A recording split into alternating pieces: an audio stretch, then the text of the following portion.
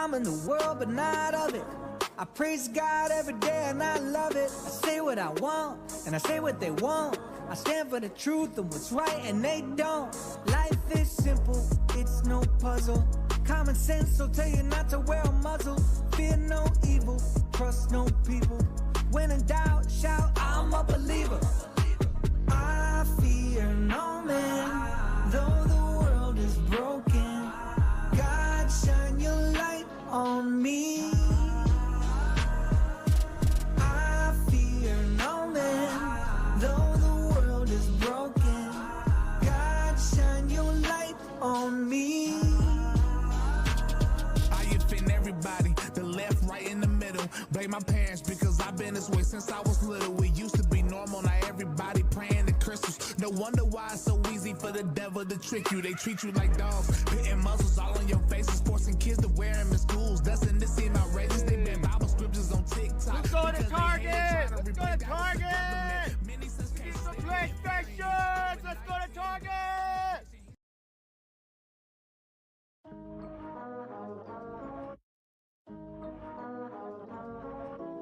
I'm in the world, but not of it. I praise God every day and I love it. I say what I want and I say what they want. I stand for the truth and what's right and they don't. Life is simple, it's no puzzle. Common sense will tell you not to wear a muzzle.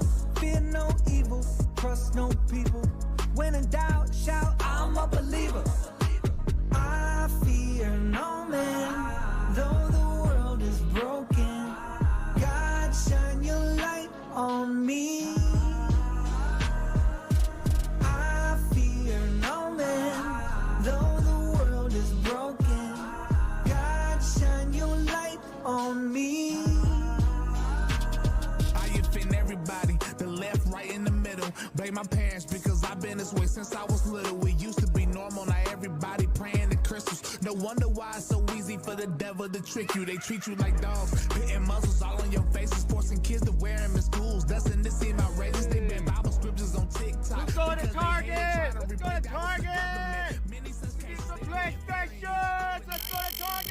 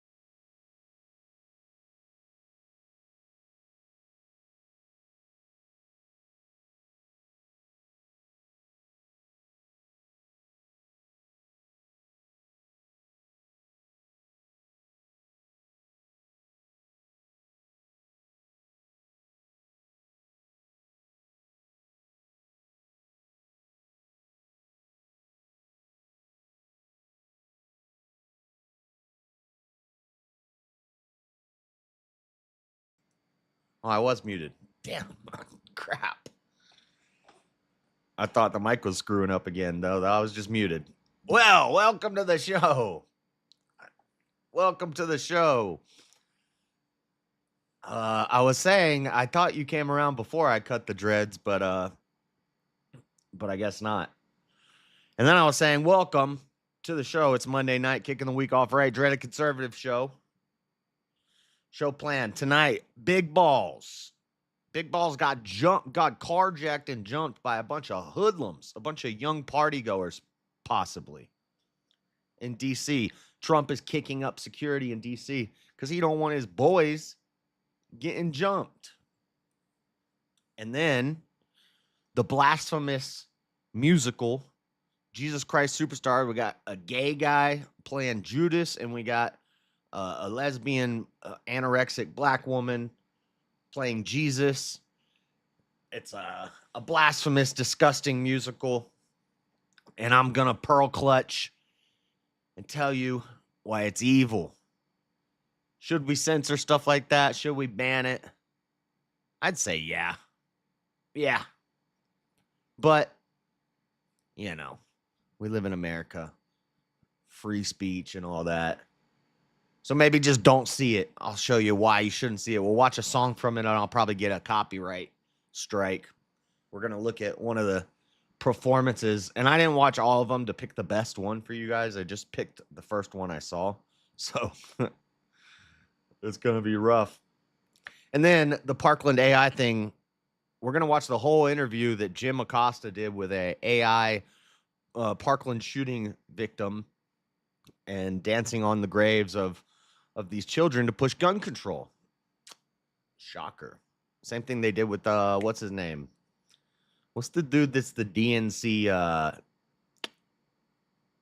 DNC, they voted for him for the DNC, like, shit, I can't remember even what I'm thinking of right now. Y'all know who I'm talking about. The dude from Sandy Hook. Crazy. Bunch of mess. Bunch of demonic mess going on with the AIs, with the Jesus Christ Superstar music. And then later in the show, we're going to do a bit of a throwback to the old style where we just go through old conspiracy theories and weird stuff. I know fidget spinners aren't really a thing anymore. Nobody plays with them anymore, but it's a throwback. We're going to look at why fidget spinners turned all the kids demonic. The demonic fidget spinners. It's of Satan. It's a tool of Satan. That's what we're going to be talking about today. Should be fun. I'm tired. Didn't get good sleep today, so it's going to be a rough one. We're going to try to make it through it. But let's get into this. Let me close this. What should we watch first? How about I'll just read first and then we'll watch a little clip. Let's talk about big balls. Big balls. The Doge, the young man from Doge who's helping us, stop fraudulently sending money all over the world to God knows what. Young man. Apparently he saw a car being jacked in Washington, D.C. Fidget spinners look like the Catholic Trinity. Yeah, but when you spin them, they look like a pentagram. We'll talk about that. But, so Big Balls, former Doge, this is from, I'll read a little bit of this and then we'll watch Trump talking about it. This is a really short clip. Do I have a longer one? That's only 17 seconds. Thought I had a longer one. Maybe. Threat of a federal. I'm not sure. Anyway, so Big Balls, former Doge staffer, I guess he's not with Doge anymore. I know Elon left. I guess Big Balls left now. His name is out. Uh-oh, we got his name now. Spoiler. Yep. Former Doge staffer Edward Big Balls Korestein has been identified as the young man who Donald Trump claimed was beaten mercilessly after an alleged carjacking assault in Washington, D.C. The 19-year-old, who rose to prominence after tearing up the federal government on behalf of his billionaire boss, was assaulted around 3 a.m. Sunday, according to a police report obtained by Politico and Wired. The incident occurred after at least 2 teenagers approached Korestein, who told police they made comments about stealing his vehicle. 2 teenagers, 2 young partygoers. I thought it was 10. I guess it was only 2. The first report I read earlier in the week said 10. According to the report, Corstein ushered a female, a significant other, into the car, turned to face the teens, and was subsequently attacked. A black iPhone 16 was also stolen. Uh-oh, they got the government. Dang, he got his ass whooped. Look at this. Look at this. My boy bloody. You're my boy, big balls. Dang. They jacked him up good. Oh, here it is. Officers patrolling the area observed a group of approximately 10 juveniles surrounding the complainant's vehicle before the assault. So it was more than 2 of them. Metropolitan Police arrested a 15-year-old man and a 15-year-old female, both of Hyattsville, Maryland, and charged them with an unarmed carjacking, according to a statement released Tuesday. What about assault? On Tuesday, President Trump posted a bloodied photo of Corstein, who now works for the Social Security Administration, on his True Social account, referencing how he was beaten mercilessly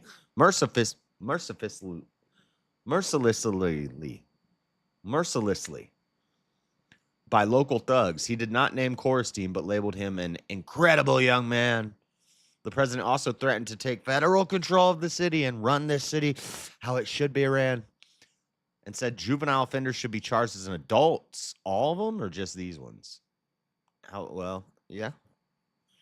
Trump declared a crime in Washington, D.C. is totally out of control. Local youths, the youthful partygoers, young people. We know what that means. That's code word for the blacks. What's wrong with the blacks?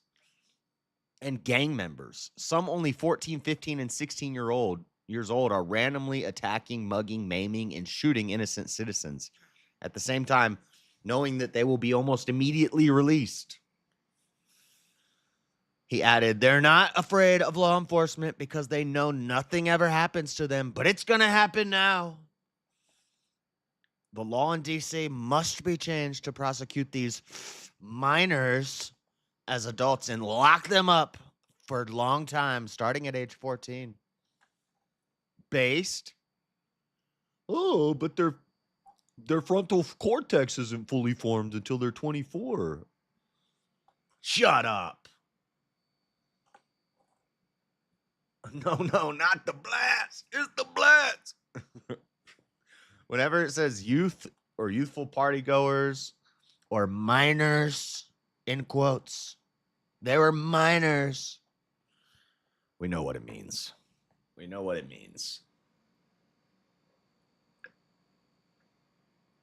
Can't put that on the crime statistics, though, because that would be racist. Speaking to the media on Tuesday, Trump provided more detail on the identity of the young man referenced by the president. Somebody from Doge was very badly hurt. A young man who was beat up by a bunch of thugs in D.C., he said.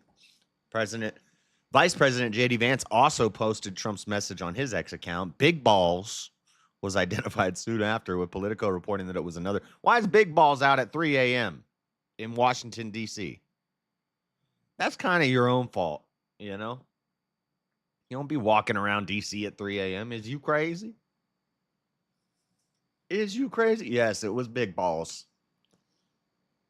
Big Balls.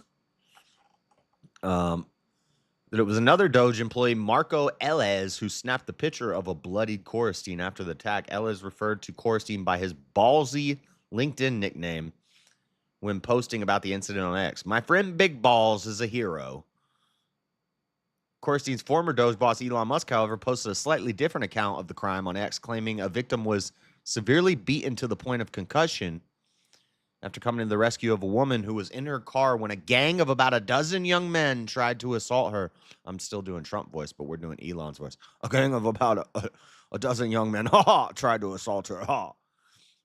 The billionaire, whose explosive falling out with the president in recent months has been well documented, even reposted the president's original post. It's time to federalize D.C., Elon said. Corstein is not posted on his X account. Daily Beast contacted the Social Security Administration, the White House, and Corstein for comment. Metropolitan Police Department did not respond. Quizzed by Wired, on the bloodied photo, Metropolitan Police spokesman Tom Lynch said, while he had not seen the photo, was posted by the President of the United States. He said there's no reason not to believe it was legitimate. So, I don't know. I guess we don't have no video of the attack, but is it going to play this? Oh, wait. What? Oh, no, it's right here. Okay. Let's see what Trump had to say about all this mess. By the way, I have to say that somebody from Doge was very badly hurt last night. You saw that. A young man who was beat up by a bunch of thugs in D.C. And either they're going to straighten their act out in the terms of government and in terms of protection, or we're going to have to federalize and run it the way it's supposed to be run. Okay. Okay. Big words from Trump. Let's see what Trump threatens federal takeover. So this has been the developments. Let's see what they're talking about on Fox. Trump is threatening a federal takeover of D.C. after police say a former Doge employee was brutally beaten in the nation's capital. Truly unbelievable. Lucas Thomason joins us live in Washington. Lucas, these type of attacks have been happening for years now.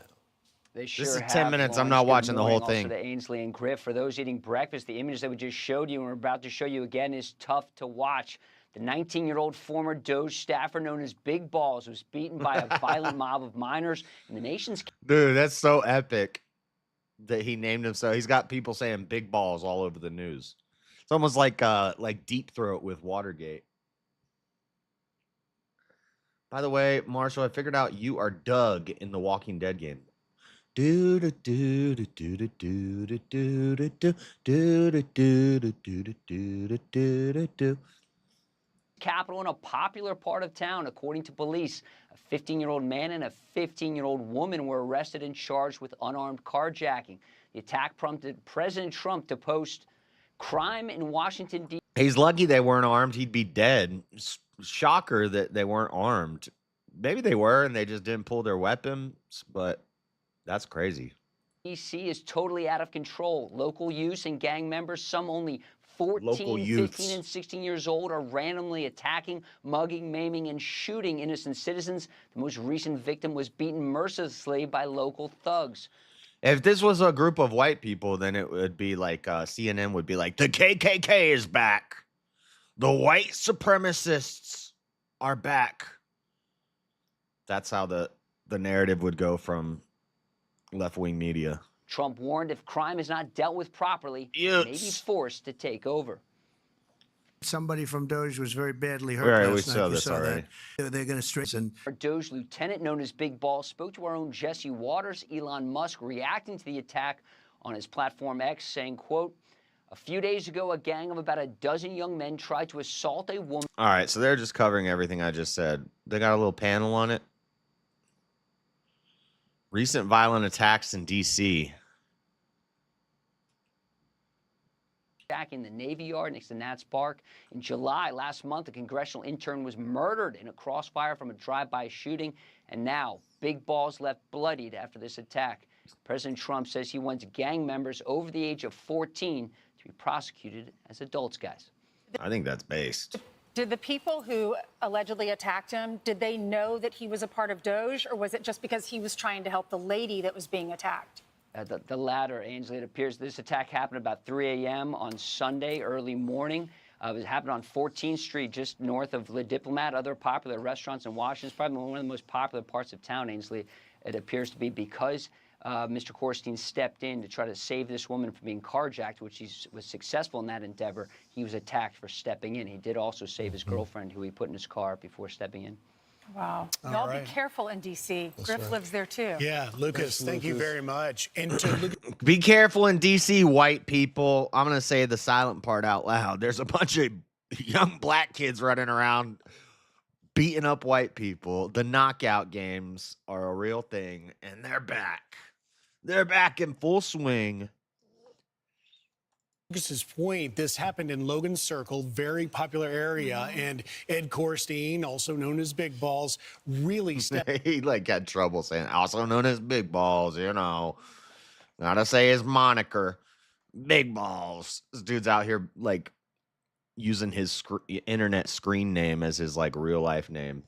Epic. stepping in to stop that carjacking. Look, I've lived in D.C. for 35 years, and while the crime data is trending down right now overall, we do have a serious problem. Homeboy here's like, you better not say it's a black problem With juveniles because they're getting out. They know.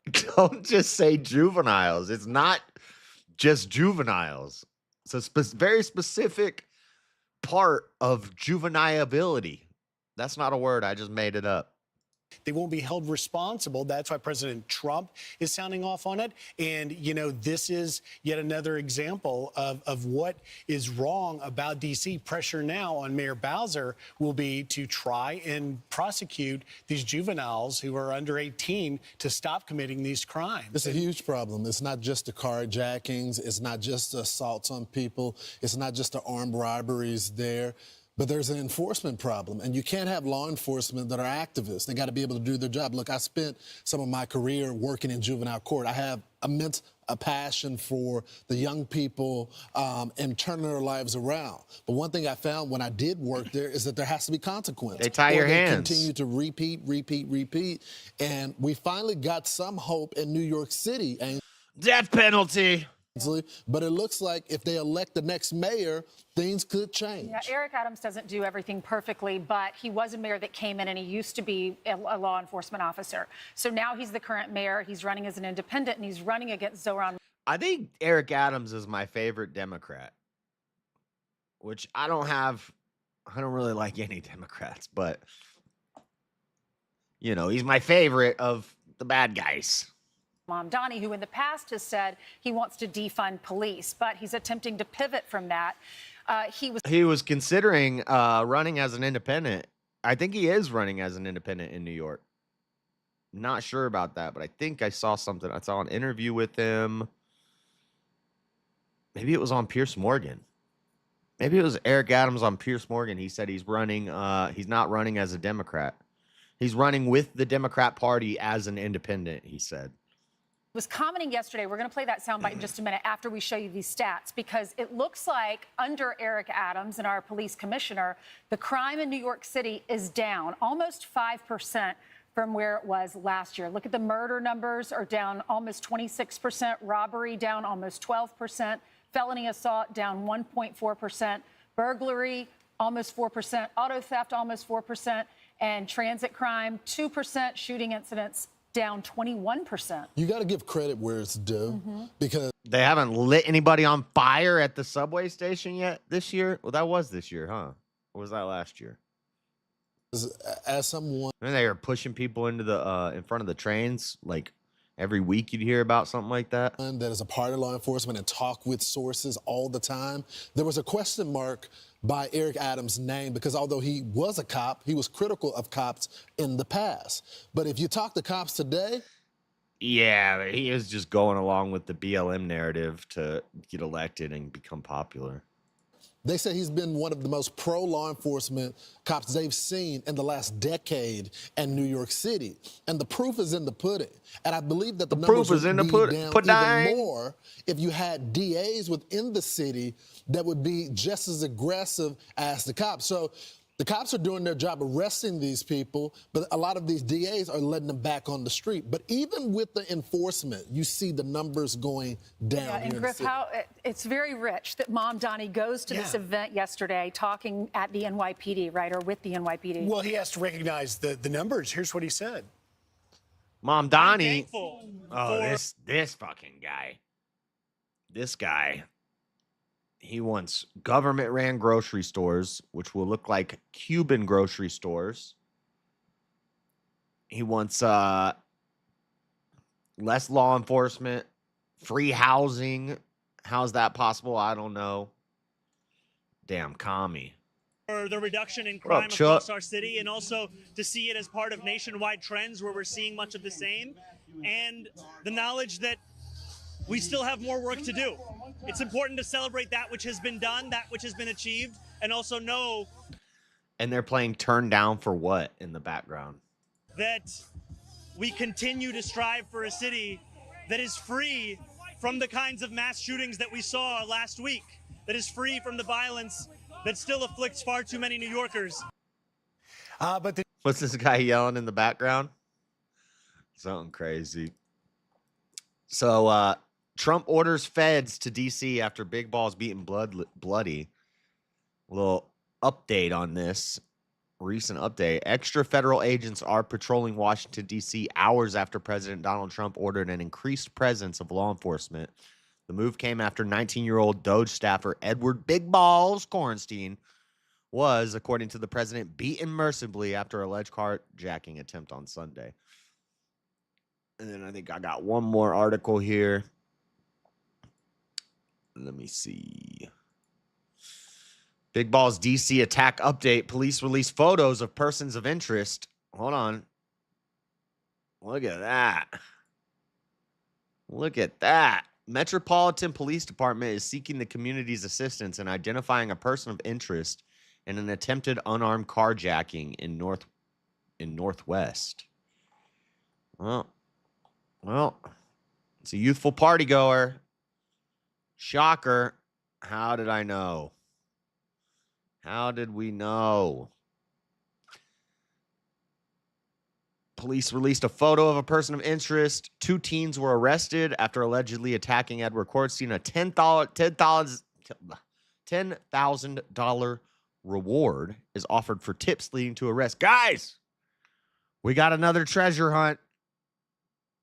Dude, I want to be a bounty hunter. I want to be a bounty hunter. Every week we're covering a different story with another reward on some sort of wanted fugitive.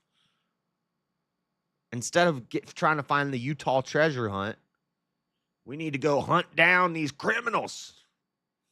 Could make some money. DC police have released a photo of a person of interest in the violent attack and attempted carjacking of Edward Korenstein.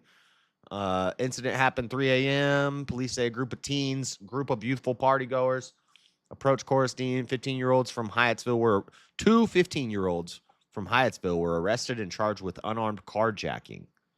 What about assault? What about attempted murder? How about that? Investigators released an image of the person of interest captured by cameras. Reward of $10,000 being offered. Anyone with information is asked to call police. Attack drew attention from after Trump criticized crime in the district, calling it out of control in a social media post. Shocker. And there you go. There's one of our suspects. So that's that story.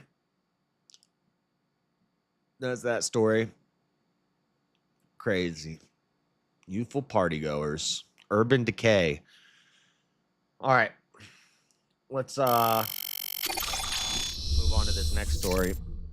This blasphemy. Let's cover this blasphemy. So before we watch the clip, and we watched a little bit and talked a little bit about this on the stream on Saturday, but that was just me watching Piers Morgan and just reacting to it. But I've never seen Jesus Christ Superstar, but apparently it's supposed to be parody. It's supposed to be funny or something. I don't know if it's funny, but we're just going to read a little bit about it on Wikipedia. Jesus Christ Superstar is a sung-through rock opera with music by Andrew Lloyd Webber, lyrics by Tim Rice, loosely based on the Gospels accounts of the Passion. The work interprets the psychology of Jesus. Oh, great. We're psychoanalyzing Jesus now. That's crazy. Psychology is anti-God. Psychology is a pseudoscience. It's fake. And it's anti-Christianity. Psychology of Jesus and other characters, which much of the plot centered on Judas, who is dissatisfied with the direction in which Jesus is steering his disciples. Of course. Contemporary attitudes, sensibilities, and slang pervade the rock opera's lyrics, and ironic allusions to modern life are scattered throughout the depiction of the political events. Stage and film productions accordingly contain many intentional anachronisms. What's an anachronism? Anachronism is a chronological inconsistency in some arrangement, especially juxtaposition of people, events, objects, language, terms, and customs from different time periods. The most common type of anachronism is an object misplaced in time.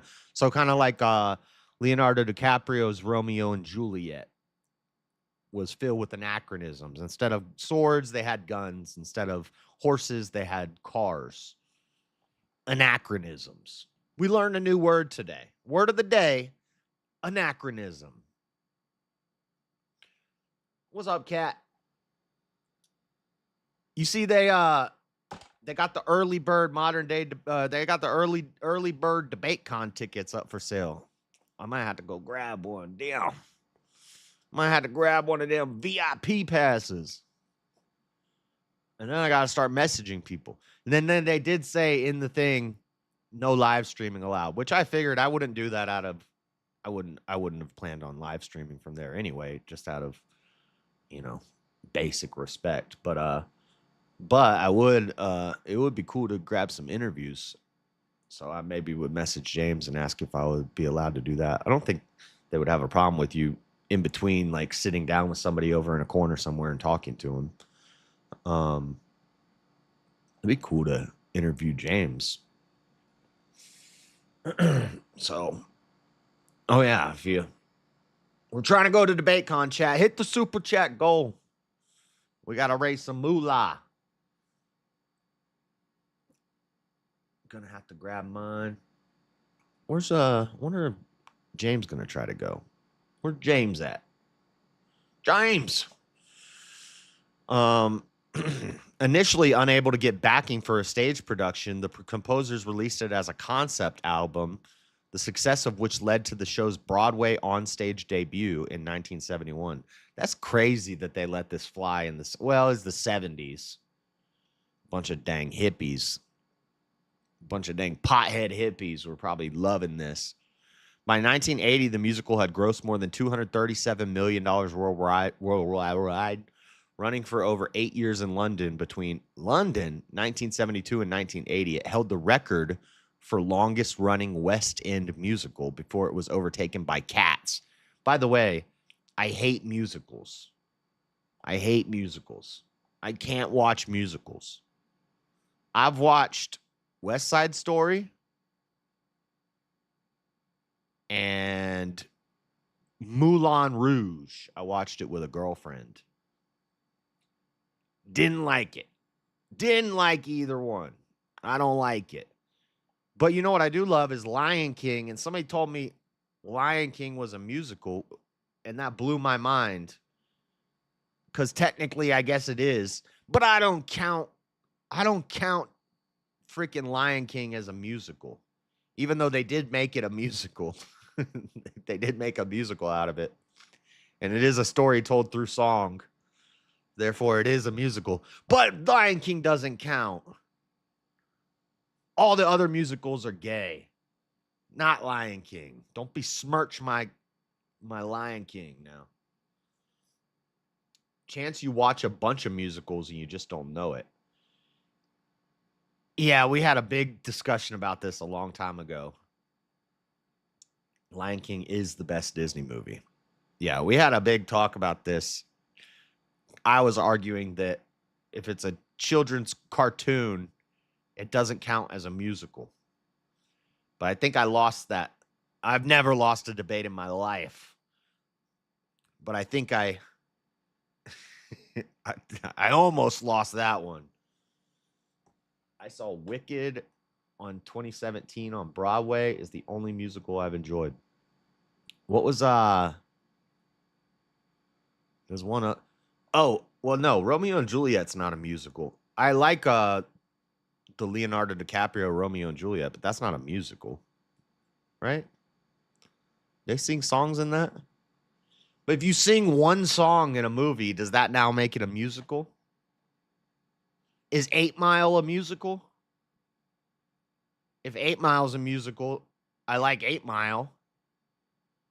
Does that count as a musical? No.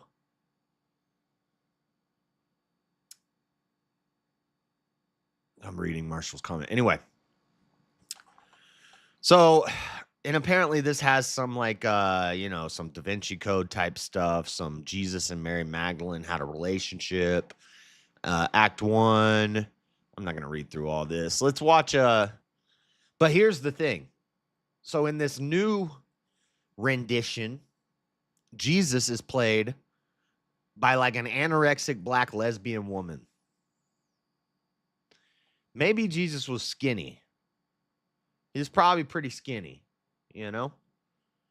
but definitely not an alopecia riddled, skin and bones, black lesbian woman. Lesbian. Beta. Definitely not that. So we're going to watch a little clip from this.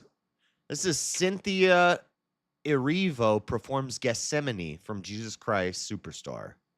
I've never watched any of this before. This is my first time. We're going to have to pause it a lot because I bet this is like super copyright. I just have a feeling. Stuff like this usually is, but it's on YouTube, so let's see. Let's see what's going on here. Get ready to shield your eyes. Shield your eyes from the children. Don't let the children see this. Any kids in the room, get them out. You don't want them seeing this blasphemous, demonic crap. What we got here? What the? And also, you're wearing a dress. Like, even if you made her look like a guy, it would be... Still, no, this is all bad. There's nothing acceptable about this. Stay away with me, Peter, John, James. She just say Peter, John, James. Will none of you wait with me?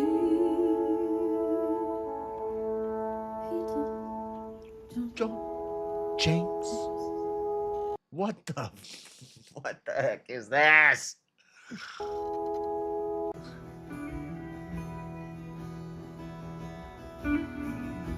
I only want to say,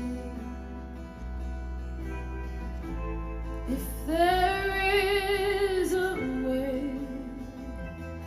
Oh, great lyrics. She can sing. Very, very talented and entertaining. Take this cup away from me, for I don't want to taste its poison. Feel it burn me. I have changed. This is like boyfriend Jesus, lovey-dovey Jesus mess. Gross. I'm not as sure as when we started then.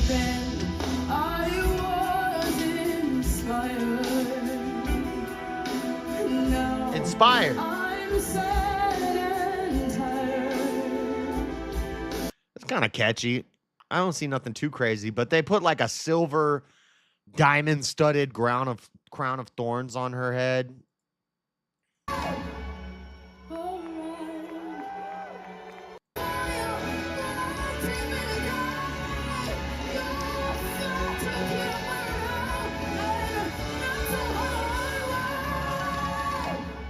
Why are they all laying down on the stage? What happened before this? Is that Judas? But Jesus is still alive. I don't know what's going on. This ain't in no gospel I ever read.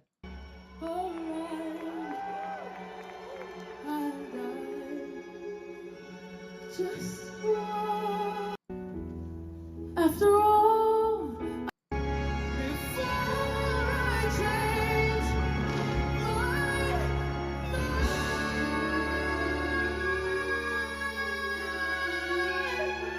Before I change my mind? Before I change my mind? I don't think Jesus could change his mind about this. Like, what's he just going to be like, nah, I don't want to go to the cross? Crazy. This is the wait. Cynthia Evero and Adam Lambert in Jesus Christ Superstar. And this Adam Lambert guy ain't no better. Look at this guy. This is Adam Lambert. Beta! I am not gay. I have relationships with women and sex with men. And I got news for you. That means you're gay. So this is the guy playing Judas. You know, I'm kind of okay with that. Like, because Judas, you know. But this is Jesus. Jesus and Judas. This is what we have here. When does Vegeta come in? Yeah, we need Goku for this. As Cynthia Mviro channels the Son of God, Blasphemy. Her Judas is coming to her defense. Ahead of this weekend's star-studded Jesus Christ Superstar concert at the Hollywood Bowl, Adam Lambert defended the casting of, well, you're no better, dude. Dude, why is my camera? I didn't do the thing, camera. Lambert is not a Judas last name. That's not Cope. Feline Valkyrie. Cynthia's brilliant. Her voice, presence, and simultaneous power and vulnerability absolutely blows my mind. And working with her has been a dream. I don't know if that's what this guy sounds like. He just looks like he sounds super gay. I'm excited by the challenge of presenting the audience with a production led by a female black Jesus. And encourage. I don't know if she's actually a lesbian. She looked like a lesbian. But she is female and she is black. Encourage the audience to expand their minds a bit. We don't need to be expanding our minds about the gospel. And everybody's, all the talking heads are saying, exactly what you would expect. And it's a great argument. They would never do something like this with Muhammad. They would never have a black woman play Muhammad on stage. That wouldn't happen because people don't want a fatwa put on their head. Gay. Ha, gay. Why are you gay? Yep. These two right here, obviously. Two mentals don't make a non-mental. Two mentals don't make a non-mental. You see two mentals hugging, you call the police immediately because two mentals don't make a non-mental. This is the guy, Andrew Lloyd Webber, defending her. Let's see what this guy talking about. Stage at the Hollywood Bowl here for the concert of Jesus Christ Superstar with Cynthia Erivo as Jesus. Oh my gosh, these damn foreigners. But high time in my view that a woman played the role. That's Andrew Lloyd Webber on Friday night with some of the 17,500 people behind him that were packed into the Hollywood Bowl to see night one of Jesus Christ Superstar, which featured Adam Lambert as Judas and Cynthia Erivo as Jesus, which of course outraged the outraged. With a damn nose ring in her face. With one of them piggy nose rings, piggy rings in her nostrils. Dang septum piercing. Playing Jesus. This is evil. This is what evil looks like. We're going to show you some more of what evil looks like with this AI Parkland thing here in a minute. And fidget spinners. Andrew posted this review afterwards, writing on Instagram. There's her wearing her diamond-studded silver crown of thorns and a cross on her neck while blatantly blaspheming. Fabulous to see Jesus Christ Superstar in front of 20,000 people back in the Hollywood Bowl for the first time since 1971. JCS crime? I always thought a woman playing Jesus could be very moving. Thank you, Cynthia Erivo, for bringing that to life. Septum piercings usually would be in a goat. Don't they do them in pigs too? Because all like Teenage Mutant Ninja Turtles, the pig guy had a nose ring, and like pigs in cartoons would always have nose rings. Is that not a pig thing? That's a goat thing? Whatever. Goat, pig. She looked more like a goat than a pig. Plus, goats also is like the head of a Baphomet is a goat, so that's appropriate. Adam Lambert, you live up to the word superstar. So the 3-night event was sold out. So that's 53,500 tickets sold. Yeah, so not only were 53,000 people not outraged that a woman was going to play the role, they actually wanted to see that happen and paid money to see that happen. Jane Shut up, gay. Fonda was among those in the crowd one night, and she shared some video of the performance and wrote, "It was starring Cynthia Erivo as Jesus, and she was breathtaking. Her talent is something out of this world. She kind of looked like a man. She kind of looked like she got some sort of disease. Was Jesus. She appeared transported by a powerful internal force of reverence. Tell me about the producers. I was moved. The producers, Andrew Lloyd Webber. Look at this guy. This is oh no. Okay, you wait. Producer. Lighting design, director and choreographer Sergio Trujillo. These people are all on the Epstein list. That allegedly, that's a joke. That's a joke. I don't want to be getting sued. Everybody's suing for defamation these days.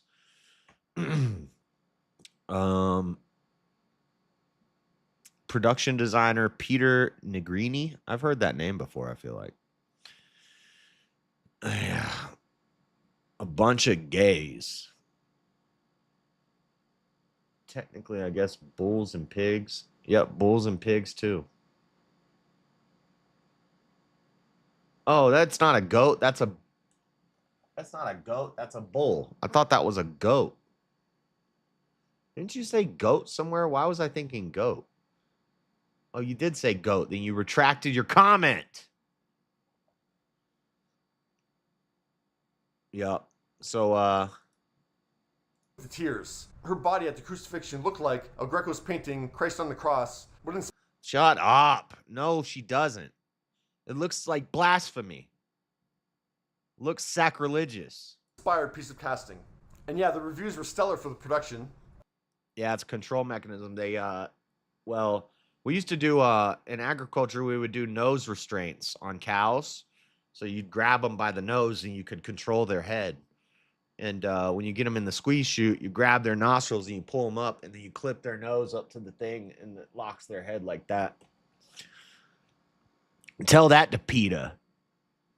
Tell that to PETA right before I cut their nuts off.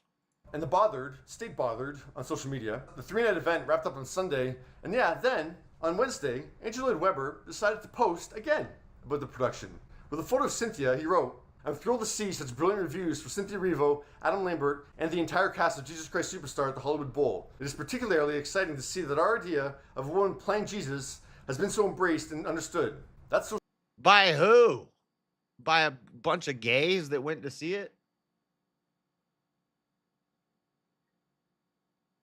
Social media post is totally for people on social media who are still raging about Cynthia's casting, because who else is it for?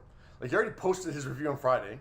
The production had already wrapped. And to put Andrew's post into other words, I'm the composer of this musical. I approved of the casting of woman in the role, and people saw. Dude, fix your focus on your camera. This is a video. You have 162,000 subscribers. And this is a video. You didn't do a retake or edit this in post or something? I embraced it. So bye. It's the longer. Bye. Shut up. Version of Bless Your Heart. Yeah, I don't even think this is really about Cynthia Erivo playing the role. Of course, Cynthia's going to be amazing in it. It's not going to be one of these circumstances where, like, oh, once I saw Cynthia Erivo. Oh my God, he's a spurg. I can't listen to it. One last little thing on this. So we got Marco Rubio, Uncle Marco, coming out against this. Rejects bringing the controversial Jesus Christ Superstar production to the Kennedy Center. This is from Fox. Let's see what Rubio had to say. The wicked actress played. Final question. You saw Cynthia Erivo, the wicked actress, played Jesus in Jesus. Wicked is the dang children's show that put out children's toys that had a website on the box that linked people to the porn site Wicked.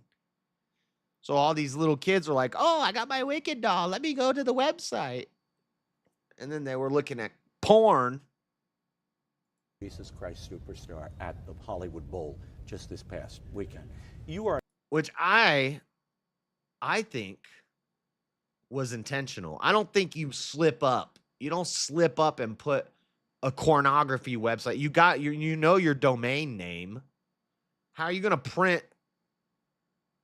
the corn website on your box? That domain name was taken. You had to have been like, oh, well, there's also a pornography site called Wicked. We need to make sure we have a specific domain that's separate from that. Nope. Send the kids to the porn on the box of the toys. And then they had to, what's it called? Retract all those dolls.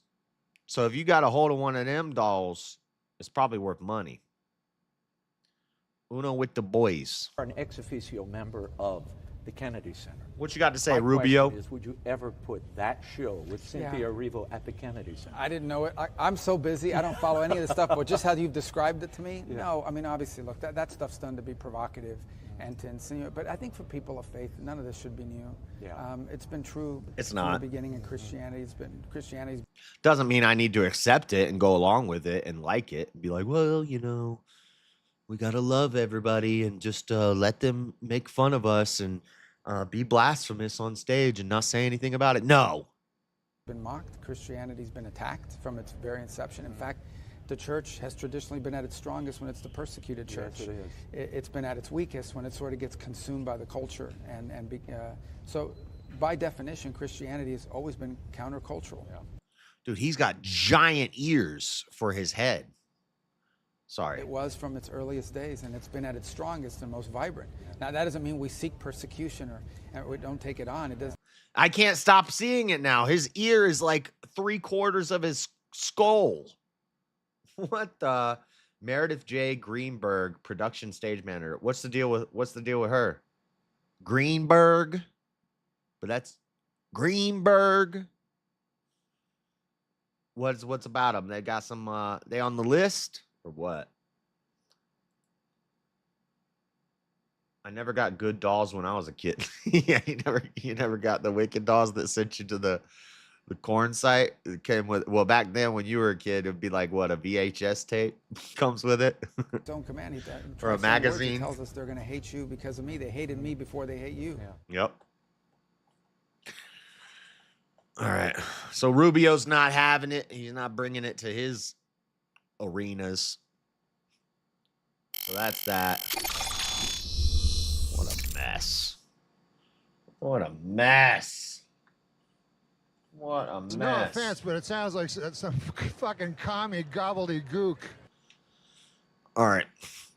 We got one more story this week. Also, in rapid fire, I have a little bit about the gerrymandering stuff. I kind of knew what gerrymandering was, but we're going to do in rapid fire, we're going to do a bit of a learning. We're going to learn about gerrymandering because that's a thing. And that's probably more of an important topic to talk about, but we're doing like cultural stuff tonight. So, but in rapid fire, we will learn about what's going on with the gerrymandering situation in Texas. An unprecedented gerrymander. It's usually every 10 years, and they're doing it halfway through the decade, which is unprecedented. So we'll talk about that just in rapid fire. We won't spend too. Everyberg, Singlestein, Timowitz. Yeah. I was thinking the same thing when I saw Greenberg. I was thinking the same thing, my boy. But before we get to rapid fire, one more main story thing here. So this is another example of demonic evil. This is what evil looks like. This is Jim Acosta pushing boundaries. Edgy. Wow. Didn't he lose his show? Didn't he get fired? Or White House correspondent. Did he get fired? Did he have a show? feel like he had a show and he got canceled. Maybe I'm thinking of somebody else, but he got fired from something. From The Guardian, Jim Acosta interviews made-up AI avatar of Parkland victim Joaquin Oliver. Artificially generated video of Oliver, one of 17 victims of the shooting, addressed Acosta in a one-of-a-kind interview. A one-of-a-kind interview. More like evil. What kind of parents let this happen, by the way? How much did they get paid? I want to know how much they got paid for this. To dance on the graves of their dead son and have him promote a political narrative that Lord knows if he would even support it. He probably wishes he had a gun that day. Jim Acosta, if his AI version of himself, the real AI version of him would be like, man, Jim, I really wish I had a gun on me that day. Like, it's funny, but it's not funny. Well, you know, this is horrible. But anyway, Jim Acosta, former chief White House correspondent for CNN. Okay, yeah, so he was on CNN. Stirred controversy on Monday when he sat for a conversation with a reanimated version of a person who died more than 7 years ago. His guest was an avatar of Joaquin Oliver, one of 17 people killed in the Marjorie Stoneman Douglas High School mass shooting in Parkland, Florida in 2018. The video shows Oliver captured via a real photograph and it looks bad too. It doesn't even look like AI is so advanced. They could have taken a bunch of photos of him and actually made like a person that moves and stuff. But instead, it's just his face from a picture and they make his mouth move. You know, remember like like South Park or something, like Trump on South Park, where it's just a picture and it goes, hey guys, relax, guy. It's so bad. I'll play it here in a second. But you know, what did they use? Like the worst version, ChatGPT version 1 or something? What did they use to do this? It's so bad. And it's creepy. It's dystopian. It's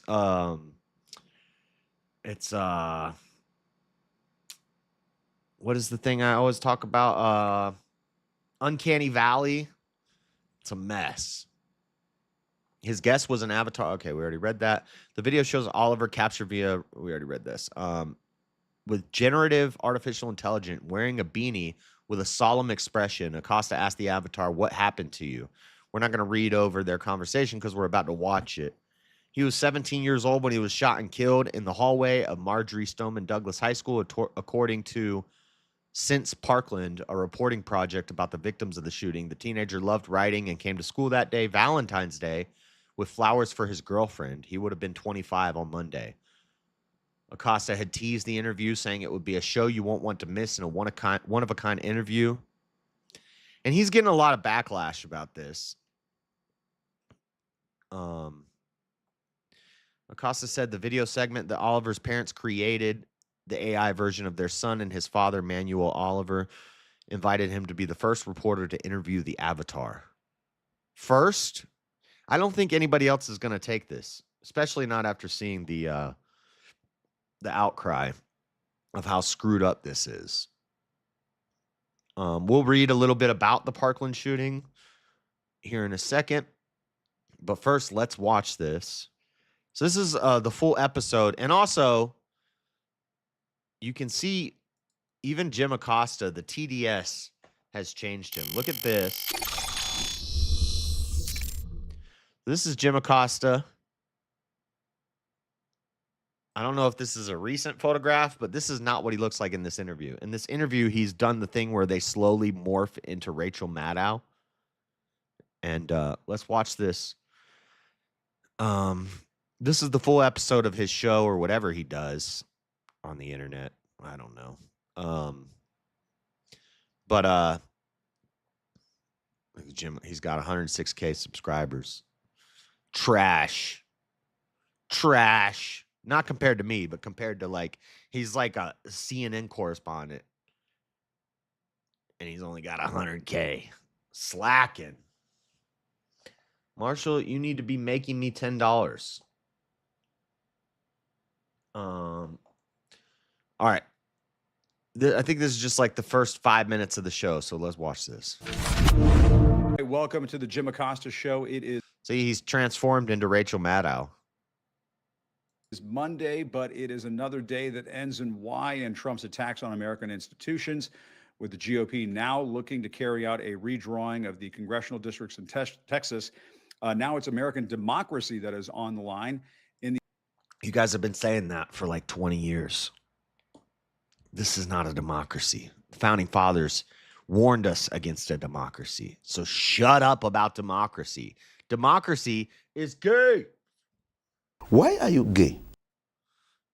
No offense, but it sounds like some fucking commie gobbledygook. That's right. JS glazing past my pimp hand comments. JS, come on. You've been sleeping on the ground for some of your streams. What are we talking about? So?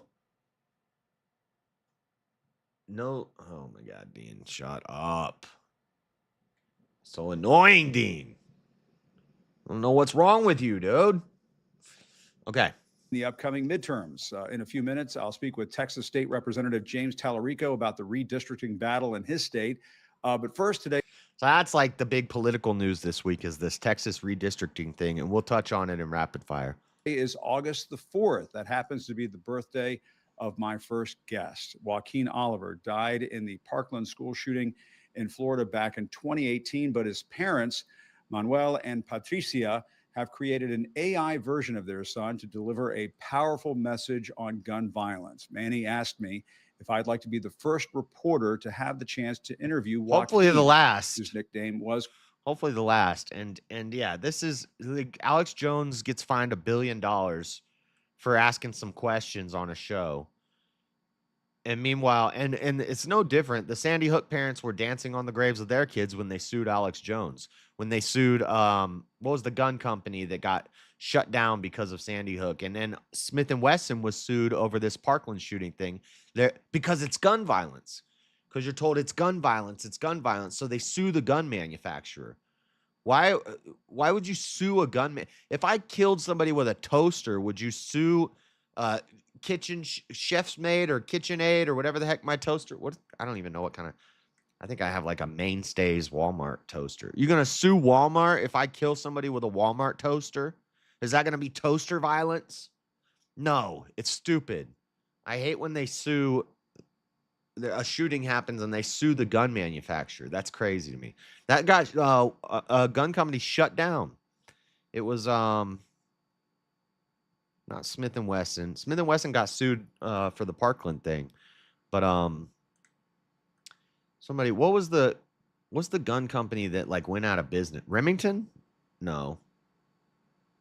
I can't remember. But they're like out of business now because of Sandy Hook. Alex Jones got sued for some statements, not theories. There was theory statements. He's a journalist. He was just asking questions.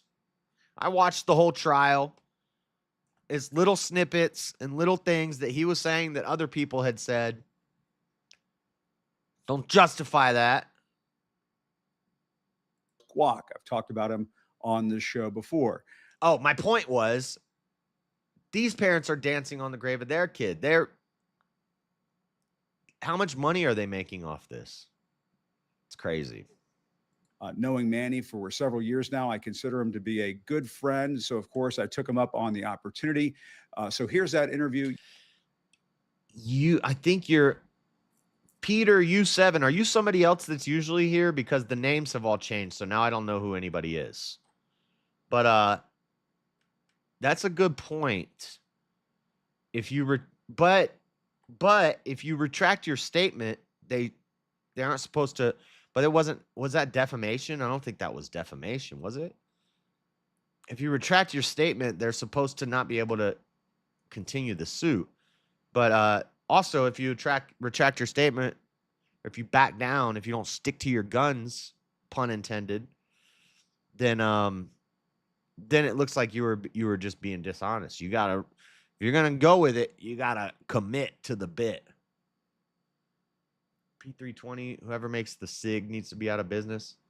Normally, my name just shows up as Peter. Oh, well, I'm not sure who you are, but welcome. Why did my name change? I don't know. YouTube's, I don't know. They keep messing with the UI and stuff keeps changing around. Are you Imam Peter? I don't know what that means. Using artificial intelligence, as well as a conversation I had with Manny about this experience to connect with Guac. Take a look. All right. If you want to share anything or have questions, I'm all ears. Just let me know. Guac. That's all right. I'm all ears. Just let me know. It's like a Japanese movie. Oh, Godzilla. Run. Ha! It's Jim Acosta. I was wondering if you could tell me what happened to you. I appreciate your curiosity. What? Why did his voice get so deep all of a sudden? I appreciate your curiosity. I have a very deep voice. I'm not trying to like laugh and make fun of this kid. RIP to him. But I am laughing at the AI. Like this is evil, and all I can do is laugh at it. Like, you know, I'm either gonna laugh or I'm gonna cry. I was taken from this world too soon due to gun violence while at school. It's important to talk about these issues so we can create a safer future for everyone. What would you like to know more about? It's like an AI. Well, it is an AI, but God, they couldn't like, and they must be using a super old form of AI because I feel like we've got better AI than that. Like I've seen where you can bring old pictures to life, and it's like I seen one where a guy put a black and white picture of his dad with boxing gloves on, and in the picture he's like dancing around and he's moving. Like they can like fully animate you now, but this is just a picture doing this. And the voice is really off, and it's talking a little bit too fast, and there's not the correct pauses or inflections in their voice. What more would you like to know? Ask me another question. This is so weird. Joaquin, I would like to know what your solution would be for gun violence. Great question. I believe in a mix of stronger gun control laws, mental health support, and community engagement. We need to create... You don't know that that's what this kid believes. How do you know this kid? Like, if you could really talk to him, and this is also some black magic, some dark arts. This is why it's evil, because you let the dead bury the dead. You're not supposed to commune with the dead. This is like no different than doing a seance and trying to talk to a dead relative or something. This is crazy. You can edit your handle if you want to, so your name would look more normal. Good information. He believes what they pay him to say. Yeah. He believes whatever the and I don't even think that this is like rapid AI responses. I think these are programmed prompts and programmed answers. Like this was all set up to be like this. But if you could talk to this kid, I bet you he wishes he had a gun. Safe spaces for conversations and connections, making sure everyone feels seen and heard. It's about building a culture of kindness and understanding. What do you think about that? I think that's a great idea, Joaquin. We definitely need more of that. I'm so glad you think so. More kindness and understanding can truly make a difference. Together, we can create a world where everyone feels safe and supported. Anything else on your mind? I would like to know more about you. Can you tell us about yourself? What did you like to do? I'm all about love, laughter, and living life to the... What the heck? Dude, you couldn't fix that? You couldn't... Is this like... What is this? Did you hear the voice change just now? That's crazy. That's crazy. What did you like to do? I'm all about love, laughter, and living life to the fullest. I cherish my family and friends and always try to spread joy wherever I go. Though my life was cut short, I want to keep inspiring others to connect and advocate for change. His voice started really high and then it slowly went back down to the slower voice. This is crazy. What the fuck is this conversation? Sounds gay. Yeah. What is up with their voice? This is so... this is Uncanny Valley. This is so like eerie and it's evil. Joaquin, tell everybody a little bit about yourself. Like, what's your favorite sport? I love basketball. It's such a fun way to connect with friends and show off some skills. Plus, there's nothing like the thrill of a good game. Guac, I want to know what your favorite basketball team is. I'd probably go with the Miami Heat. They have such a I'd probably go with the Miami Heat. I really like the Miami Heat. passionate fan base and an exciting playing style. How about you? Do you have a favorite basketball player? Oh, yeah, I definitely. Was that AI Goon? It did sound like Goon. The high-pitched one did kind of sound like Goon. I like LeBron James. He's amazing. LeBron is incredible. His skills on the court and his leadership off it are truly inspiring. He's made such a huge impact in the game and beyond. Favorite baller, LeBron. Whenever LeBron is playing, I always have to watch him. Hey, Joaquin, what about movies or TV shows? Was there a movie that you liked? I love a good movie. One that really resonates. That is Goon. Goon, how much did you get paid to do the voice for this guy? I love movies. My favorite movie. It's with me is Remember the Titans. It's all about teamwork, overcoming adversity, and the power of unity. It's inspiring. What about you? Do you have a favorite movie or show? Dude, it's so weird how the voice starts high-pitched and then it slowly goes back to normal. Marshall, Goon sounds 70% less gay than the average JS Discord joiner. You're one of the average JS Discord joiners. Why does this old guy with the glasses kind of sound like Elder but pitched off? Everybody sounds like everybody. Show? Oh, I'm a big Star Wars fan for sure.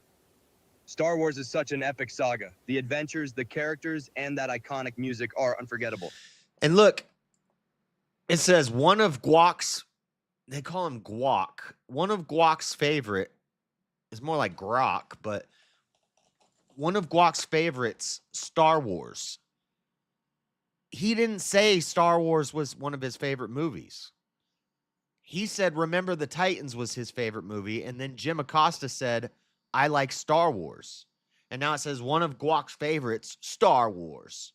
That's Jim Acosta's favorite. Do you have a favorite character? Oh, it's got to be Luke Skywalker. I love Luke Skywalker. What about you? Luke Skywalker is a classic hero. His journey from a farm boy to a Jedi is so inspiring. I'd probably say Yoda is one. He's a dang commie. No offense, but it sounds like some fucking commie gobbledygook. Darth Vader is where it's at, okay?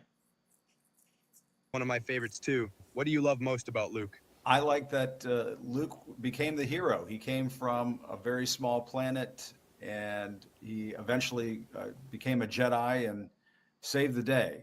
But I like Yoda, too. Yoda is very entertaining to watch. Luke's journey is truly inspiring, and Yoda's wisdom and quirky personality. Are we really talking about movies right now? Is that 90% of this interview is talking about Star Wars? Is that really what we're doing, Jim? Brings so much fun to the series. They both show that anyone can rise to greatness no matter where they start. Do you have a favorite moment from the Star Wars saga? Again, we're going back and forth. I definitely think it's when they blow up the Death Star. When they blow up the Death Star, that's obviously the big Beta. They didn't even successfully blow it up. It came back. Moment in Star Wars. And it gives you hope for the future. That's such an icon. Yeah, the movie's called A New Hope, Jim. Brilliant observation.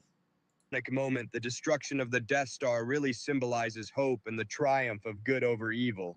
Darth Vader and the Emperor, they were such bad guys. They had to be. No, they were awesome. They had to be defeated. Absolutely. The story of hope and resilience against darkness is so powerful. So why are you interrupting Jim, AI? The AI is interrupting Jim. It shows that even in the toughest times, unity and courage can lead to victory. Darth Vader's journey adds so much depth to that theme. What do you think makes a good hero? Well, a good hero to me is somebody who who's interviewing you in themselves. Who's interviewing who? Is Jim getting interviewed by the AI, or is Jim interviewing him? And why are they? None of this is relevant. Somebody who can persevere and fight for what's right. What do you think? Darth Maul was cool too. Absolutely. A good hero embodies courage, resilience, and a strong sense of justice. And I like General Grievous. When he's got the cloak on and he takes it off and stands up and he's got 4 arms. He's goes, dude, General Grievous is a beast. I used to have a General Grievous Lego minifig. They inspire others to stand up for what's right, no matter the odds. It's all about making a positive impact. Who inspires you to be a hero in your own life? I was going to say that I think who's interviewing who? Well, is very inspiring, Joaquin, and you are very inspiring. Thank you so much. That means a lot to me. My dad's strength and love have always inspired me, and I hope to carry that forward. Together, we can inspire change and spread positivity. Joaquin, thank you very much for talking to us. We really appreciate it. God bless you. Thank you so much. I really appreciate your kind words. It means a lot to me. That was garbage. What did the All right, dad joining have me to now say? to talk about this is Manuel Oliver. Manny, great to see you as always. I have to say, I'm kind of speechless as to the technology there. I mean, it was What? That was not even good AI. That wasn't even good AI. And that interview was horrible. You talked about Star Wars for half the interview. You got him to say one thing about gun control, and then you talked about Star Wars. This is just weird. so insightful, and I really felt like I was speaking with Joaquin. It's just a beautiful thing. Did you? Did you really feel like you were speaking with Joaquin, Jim? Did you? You're a liar. You're a damn liar. Yes, it is, my friend, and thank you for having us in your show. Of course. I always say thank you for having me, but today is a special day. Joaquin should have been turning 25 years old. He won't, but we thought that it will create some more impact, kind of things that we have been doing if we bring this AI Joaquin to life. And no one better than you to ask the questions, and I'm so glad that you Stop glazing Jim. He talked to him about Star Wars. had that fun conversation. That's exactly the point. I feel blessed that I can hear his voice talking to you. Yeah. You're going to have nightmares about that voice for the rest of your life. Could you imagine if your kid died and then you recreated them as an AI and their voice sounded like that and they answered questions like that? That would give me nightmares. That's creepy and weird. Well, and I for the first time, and you and I have had so many conversations, Manny, I feel like for the first time I've really gotten to know him. And shut up, dude. He didn't even bring up Star Wars, Jim. He said his favorite movie was Remember the Titans, and then you started talking about Star Wars. He didn't even say he likes Star Wars. What strikes me is he's just a kid. He's just a kid from Florida who loves basketball. He's not. He's an AI. And that's what a lot of our kids are like. Yeah, and I want to also mention that I understand that this is AI. I don't want anyone to think that I am in some way trying to bring my son back. It's sadly I can't. Right. I wish I could. Yeah. However, you could just do some dark arts and make an AI of him. The technology is out there, and we can. There's two things. I can hear his voice again. He's just a young AI. Patricia will spend hours. Just a small town AI living on Jim Acosta. Asking questions. She, wow. Like any other mothers, she loves to hear Joaquin saying, "I love you, mommy," Oh my gosh. And that's important. Oh my gosh. Oh my gosh. This is so fake. This is so fake. This is it's gross. Gross. Enough of that crap. I will read you a little bit about the Parkland shooting here. We've all seen the mugshot of Nicholas Cruz. If you don't remember, It's February 14th in 2018. A mass shooting occurred when 19-year-old Nicholas Cruz opened fire on students and staff at Marjorie Stoneman Douglas High School, part of Miami metropolitan area, Parkland, Florida, killing 17 people and injuring 18 others. Cruz, a former student at the school, fled the scene on foot by blending in with other students and was arrested without incident approximately 1 hour and 20 minutes later in nearby Coral Springs. Police and prosecutors investigated a pattern of disciplinary issues and unnerving behavior. The incident is the deadliest mass shooting at a high school in U.S. history. When was the last time this was updated? Because is this still true? I don't know. Is Parkland still the... Well, Virginia Tech was at a college, so... I don't know if that's still true. Maybe I think it is, but... Shooting came at a period of heightened public support for gun control that followed mass shootings in Paradise, Nevada, and Sutherland Springs, Texas. Sutherland Springs was the shooting that was stopped by a good guy with a gun. The one at the church, I forget his name. The guy that stopped the shooting had a gun. They didn't really want to report on that. And then Paradise, Nevada, I'm guessing that's not the Vegas shooter, is it? Is that the Vegas shooter? Students in Parkland founded Never Again MSD, an advocacy group that lobbies for gun control. On March 9th, Governor Rick Scott signed a bill that implemented new restrictions for Florida's gun laws. So it's all about gun laws. Here's the mugshot of the kid. You guys are probably... This is Nicholas Cruz. Apparently, he drew swastikas on the shell casings, and he shot into a Holocaust class.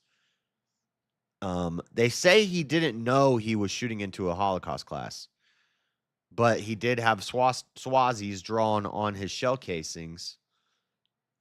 So, I don't know, but Cruz had behavioral issues since preschool. He was eligible for special education services alongside a tailor-made individualized education program. And he was under investigation. Of course, they always are. They investigated him in September 2016 for Snapchat posts in which he cut both arms and said he planned to buy a gun. At this time, a school resource officer suggested he undergo an involuntary psychiatric examination under the provisions of the Baker Act. Baker Act's where, I don't know if they do Baker Act everywhere, but in Florida, basically, if you're a threat to yourself, they lock you up for like 72 hours in a crazy house. 2 guidance counselors agreed, but a mental institution did not. State investigators reported he had depression, autism, and attention deficit hyperactivity disorder. However, psychologist Frederick M. Kravitz later testified that Cruz was never diagnosed with autism. Well, nowadays, everybody's got autism, so. In their assessment, they concluded he was a low risk of harming himself or others. He had previously received mental health treatment, but had not received treatment in the year leading up to the shooting. Online profiles accounts, very, very disturbing. They contain pictures and posts of him with a variety of weapons, including long knives, a shotgun, a pistol, and a BB gun. Police said that he had extremist views. Social media accounts that were thought to be linked to him contained anti-black and anti-Muslim slurs. Items recovered by police at the scene included a gun magazine with Swazis carved into them. He legally purchased an AR-15. There were early warnings to law enforcement, which led to DeSantis. Israel refused to... Israel, what's this guy's full name? Where is it? Robert Lasky, Nicholas Cruz, kill people after conducting investigation. The lack of response by Israel, not the country. This is somebody with the Broward County Sheriff's Office and other members of the Broward County Sheriff's Office to the numerous red flags and warnings about Cruz have been the subject of scrutiny. In the days following the shooting, calls for Israel's resignation intensified as more information that alluded to the department's inaction was revealed. Israel refused to resign in the immediate aftermath of the shooting, saying during an interview with CNN, "I've given amazing leadership to this agency," while denying responsibility for the actions of his deputies. This culminated in Governor Ron DeSantis removing Israel from his role as sheriff and replacing him with Gregory Tony. So in August, parents of the murdered students each reached $50 million settlements with Cruz. How's he going to pay $50 million to anybody? While wounded student Maddie Wilfer agreed to a $40 million settlement.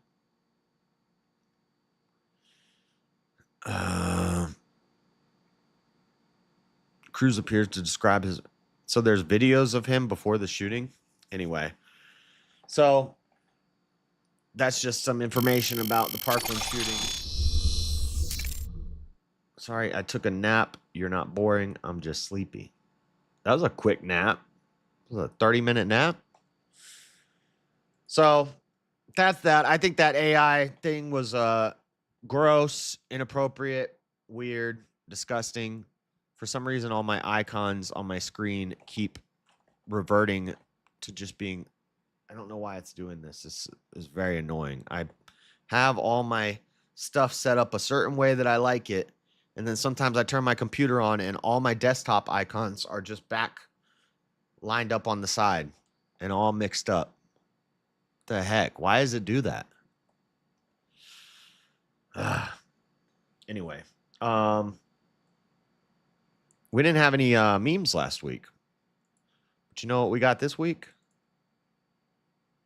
We got some memes. We got some memes. Just give me 1 second. Just adjust a few things. All right, guys. You know what time it is. It's time for the meme.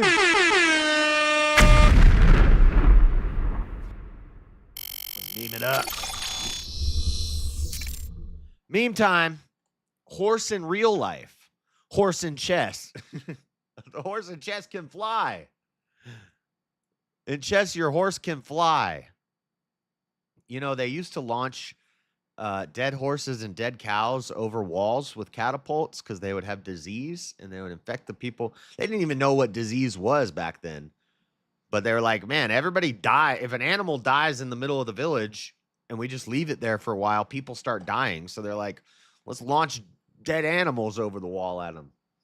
And that's where we get the horse in chess. Flying horse. Next. So embarrassed. I fell down at the beach today. I fell down at the beach. Look at that. Dang. You can see that thing from space. Can you guys see? Oh, yeah. Okay. I've been walking a dog and ran into a chick walking her baby. Joey. Cutest thing ever. Her baby Joey? Wait, you saying she had a baby pet kangaroo? Is that legal? Anyway, next. Sydney Sweeney with no white supremacy American Eagle makeup. She's just a skinny, average-looking, frumpy white girl with no ass. What's the hype? Well, the hype is the jugs. No, Sydney Sweeney is mid out of, without all the digital photography and makeup. She kind of mid. Next. They're just a straight couple with extra steps. What the?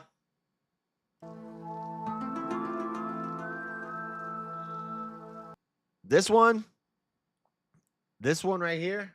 It's a man, baby. And the other one. Beta. Super gay. The Dairy Cannons. She's got personality. I don't even know if she really has personality. All right, let's move on. This is a woman, and this is a guy, and this is a girl, but they've switched. So basically, they're just straight, but yeah, there's extra steps. Looks like they got a razor blade tattooed on their arm. Wow, shocker. A baby kangaroo, huh? Really just spent 2 minutes like, why would you shame someone with tuna? Tuna shamed. Tuna shamed. Tuna shaming is the worst kind of shaming. That doesn't say tuna shamed. That says unashamed, and it's a cross. But it looks like it says tuna shamed. Shaming people with tuna. Ridiculous. Next. Angel Reese, woman basketball player. They tried to hit her with a dildo, and they missed. After her comment, y'all make $1,400 a week. I make $1,400 in 7 days. Made waves online. Reese clarified that her statement was misleading and didn't reflect what she actually said. They twisted it, she posted. Let me be clear. What I actually said was, y'all make $1,400 a week while I make $200 a day. Yeah, Angel. That's still the same thing. $200 a day is $1,400 a week. It's the same thing. Same rate of pay. And who's y'all in this situation? I don't know. The point is, she can't math good. Dude, I heard women basketball players only get paid like $76,000 a year. That is like, I don't think they should get paid a lot. They shouldn't get paid anything like the NBA, but like they really don't get paid a lot. Like that's not a lot of money. What, it's a lot to me. That's more than I make, but that's $76K a year. I can't believe that person eats tuna. Next. I'm a people person. I'm a geese goose. People person, geese goose. All right? You ain't got the answers, man. I've been doing this more than you. You ain't been doing the education. Bro. If you don't know about a geese goose, you ain't been doing the education. Next. The actual size of Texas is insane. Dude, you can fit Europe. I don't know what all these land masses are, but it looks like dang Greenland, Europe, the whole world, and another Texas inside of Texas. That's crazy big. Texas is huge. Texas is huge. Next. Teacher, when Christopher Columbus discovered, my mama said Christopher didn't discover shit.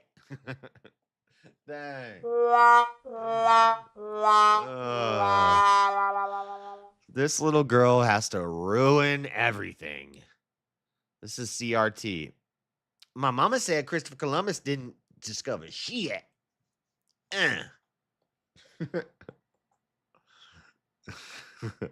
Next. Hulkamania, rest in peace, out here changing batteries for families in smoke detectors. Cat, you need to get yourself a Hulkamania to change your batteries. Only problem with this picture is everybody knows, well, at least everybody who's ever changed the batteries in their smoke detector knows it's a 9-volt. It's not double A's. So this is inaccurate. You ain't got the answers, Hulk. I've been doing this more than you. You ain't been doing the education. Next. Sydney Sweeney has great genes, and there's a big, nasty, large woman flicking her off. Why this lady got a titty on her leg? Look, she got a titty with a nipple on her leg. What the?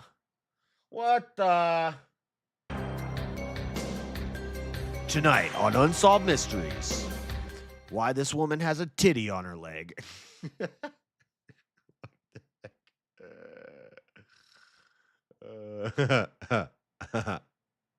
That's crazy. Next. Hello, Dark NES, my old friend. I'm gonna do again. In my eyes, I turn upon. Hello, Dark NES, my old friend. Get it? I like Disturbed's version of that song. It's pretty sick. Anyone who has a ladder change their own without a Hulkamania.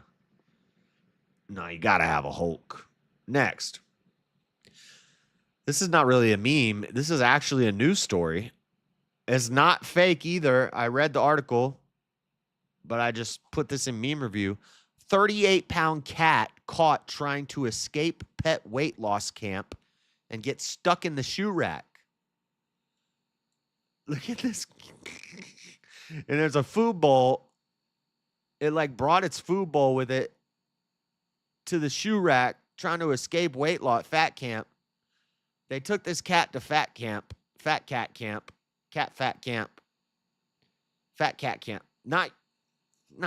this cat.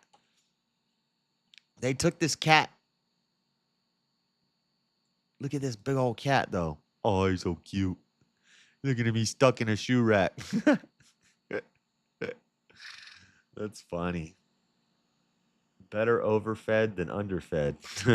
Next. This is from Mighty Mouse posted this. I had to work another job because I was only paid $14,000 for a title fight. LOL, sorry, kid. That's the way it is. What's up, Dana? Says the Nelk Boys. Holy F, you guys are awesome. I'm going to give you $200,000. Dude, Mighty Mouse is savage. Every podcast he talks about how UFC fighters are screwed with their pay. The ring girls make more than the fighters. Did you know that? That's why Nate Diaz left. That's why a lot of fighters. That's why Nagano left. That's why Mighty Mouse ain't fighting. They don't pay the fighters enough.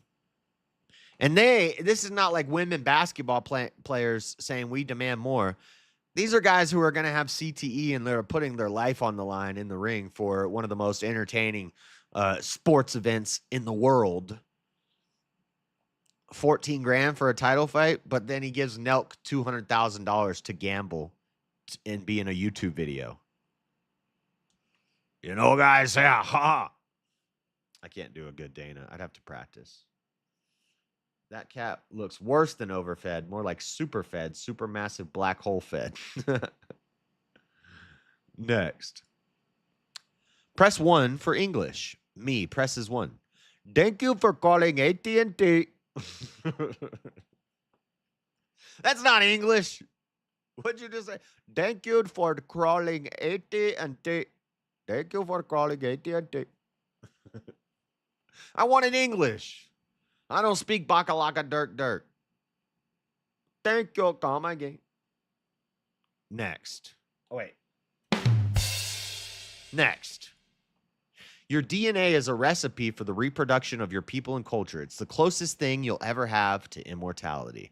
Look at this. This is a girl, and this is maybe somebody from her family painted, and they're like the same person. It's crazy. It's a doppelganger. It's a doppelganger. I don't believe in DNA, but there is something to this. It's something, but I don't know if it's DNA. Next. CMO, sir, our woke rebrand caused a 98% drop in revenue. CEO, unleash the jugs. Unleash the jugs. Nice.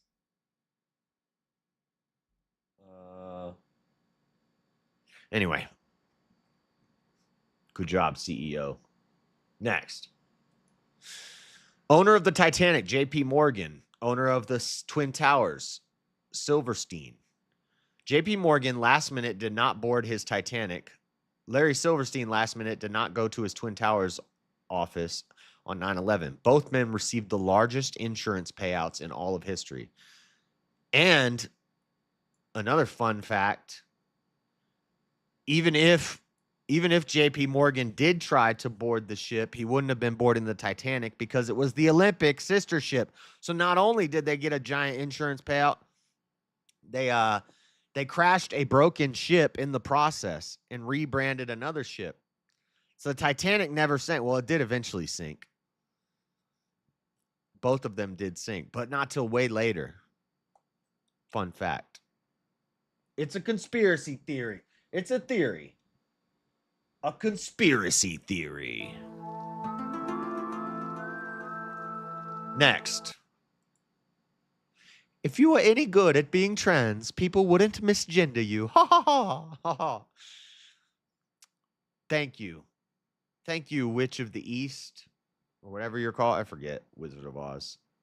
Wizard of Oz a musical? think it is. Dude, Wizard of Oz freaked me out because flying monkeys freak me out. Next. Insurance is totally legit. Yeah, insurance is a scam. Yeah. Next. Me holding my dog's mouth shut. My dog is the kids. Our family asking how homeschool is going. My kids bringing up our history lesson about secret societies. Secret societies. You ain't got the answers, man. I've been doing this more than you. You ain't been doing the education. Bro. Next. Beyonce in the 2000s, Beyonce in the 2020s. She white. She white. Look at Beyonce. She's going through the Michael Jackson. And then somebody commented this. I don't know if they're joking or if somebody really believes this, but somebody commented on this post. If a black person reaches a certain event horizon of talent and success, they miraculously become white. It happened to Michael Jackson too, and is actually how white people started existing in the first place. So the conspiracy theory here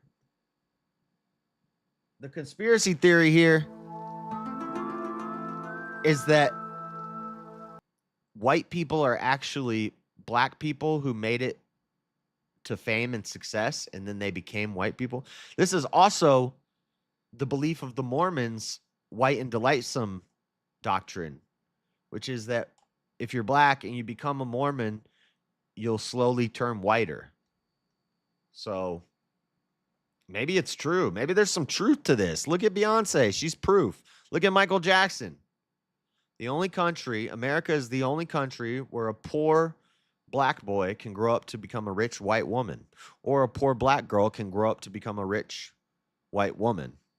And you know they ain't going to become a rich white man. Don't tell black women.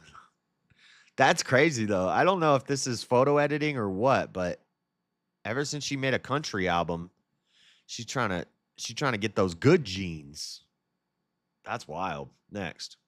Wonder if they're doing skin bleaching or what. My son needs to we need to let kids be whatever they want. My son wants to be a gun-owning capitalist. No! Head explosion. Next. CNN looking at Sydney Sweeney with no glasses on. Put on the CNN glasses. Das ist nicht kein Dismashnin. Oh, I need to be careful. Don't mess with my arm when I'm doing that. 9.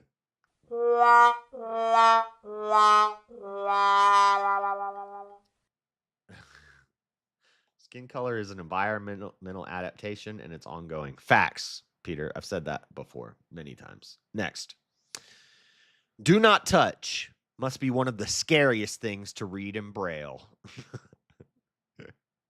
Did you imagine you're like reading Braille and then all of a sudden it says, do not touch. Ah! Ah! Whoa. Whoa, whoa, whoa. Gotta watch out for that. Next. Turns out my doctor has no sense of humor. I brought him a stool sample. It's a stool sample. You don't like my stool sample? You put a little mini stool in a sample. There's a stool sample. What? What, doc? What's wrong? But look how small that jar is. How am I supposed to poop in that little jar? That's crazy. Next. Oh my God, I just read that China is 12 hours ahead of America. Why didn't they warn them about 9/11? That's such bullshit. Fuck you, China. Like 3 billion people died.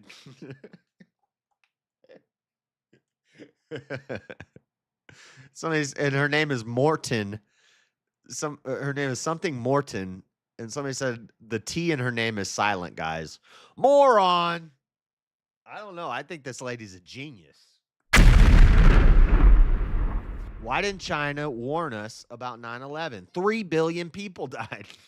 3 billion people. Next. Everyone, you can't make fun of disabled people. The Wheelchair Foundation. No ramp. staircase in front of the wheelchair foundation with no wheelchair access. What? What the? Dang, wheelchair foundation out here trolling. Next. There's a coyote outside. You know what that means? Coyote vest time. Make sure you put your coyote vest on your chihuahuas. Look at the coyote vest. It's like those pigeon keep-awayers that they have in like parking garages and stuff. They made a dog vest out of those. Coyotes can't eat him because they're laughing too hard. Look how stupid this dog looks. Next. Quick tip. If you have this surname, it may be a good idea to work for another company. Stacy Swallows, a manager at Siemens. Dang, Stacy. Stacy Swallows, a manager at Siemens. What the?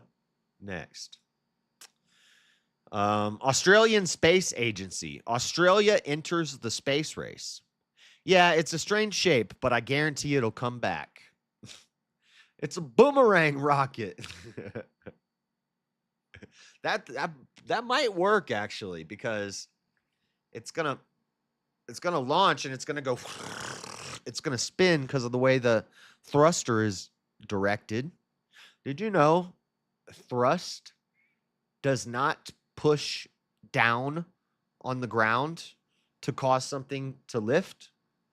When a rocket goes up because of thrusters pushing, the thruster is not pushing down on the ground to cause thrust.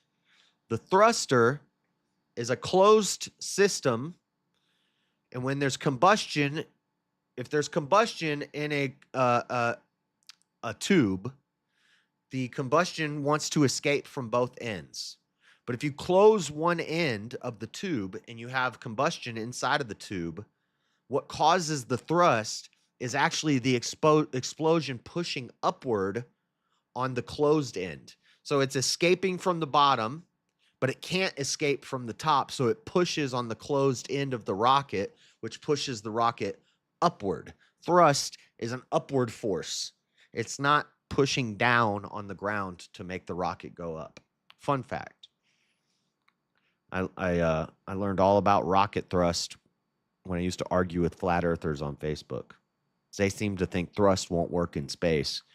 You're dumb. Thrust works better in space because there's no friction, there's no air resistance. In fact, you can get thrust out of just an aerosol can. I could go up in space with a spray paint can and just fly around in space. Because the aerosol is escaping and it's pushing against the inside cap of the can, which will push me back because you're weightless and there's no friction and there's no air resistance. You actually get easier thrust in space. Thanks for the thrust lesson. I just wanted to teach you guys about thrusting. Next. Finish your food. Finish your food. There are people starving. Wait, that's not Asian. Oh. Finish your food. There are people starving in America. Dang. People starving in America. That's not true, by the way. We have an obesity epidemic in America, not a starvation issue. We don't want your rice, China, or your soy. Next. Thrusty Miss Thrusterson. 2020 advertisements. Get it on the floor. Get it on the floor. Is this really an American Eagle ad from 2020? I don't know if that's true, but this was 2020. This is 2025. Look, we got a father and a son on the golf course. It says you've already won. We got Sydney Sweeney in American Eagle. We back, boys. We back, boys. It's white boy summer forever now. Let's go. Next. With great power comes A, great responsibility, B, a huge electricity bill. Correct answer, B, a huge electricity bill. Dang. Finish your beer. There are kids who are sober in Africa. Next. Life hack: when cutting bagels, put your finger in the stabilization hole to keep it steady. It only works 10 times, though. You can only stabilize a bagel 10 times before you have to start borrowing other people's fingers. The stabilization hole in the bagel, that's what that's for. You stick your finger in there, and then you cut the bagel. Dang.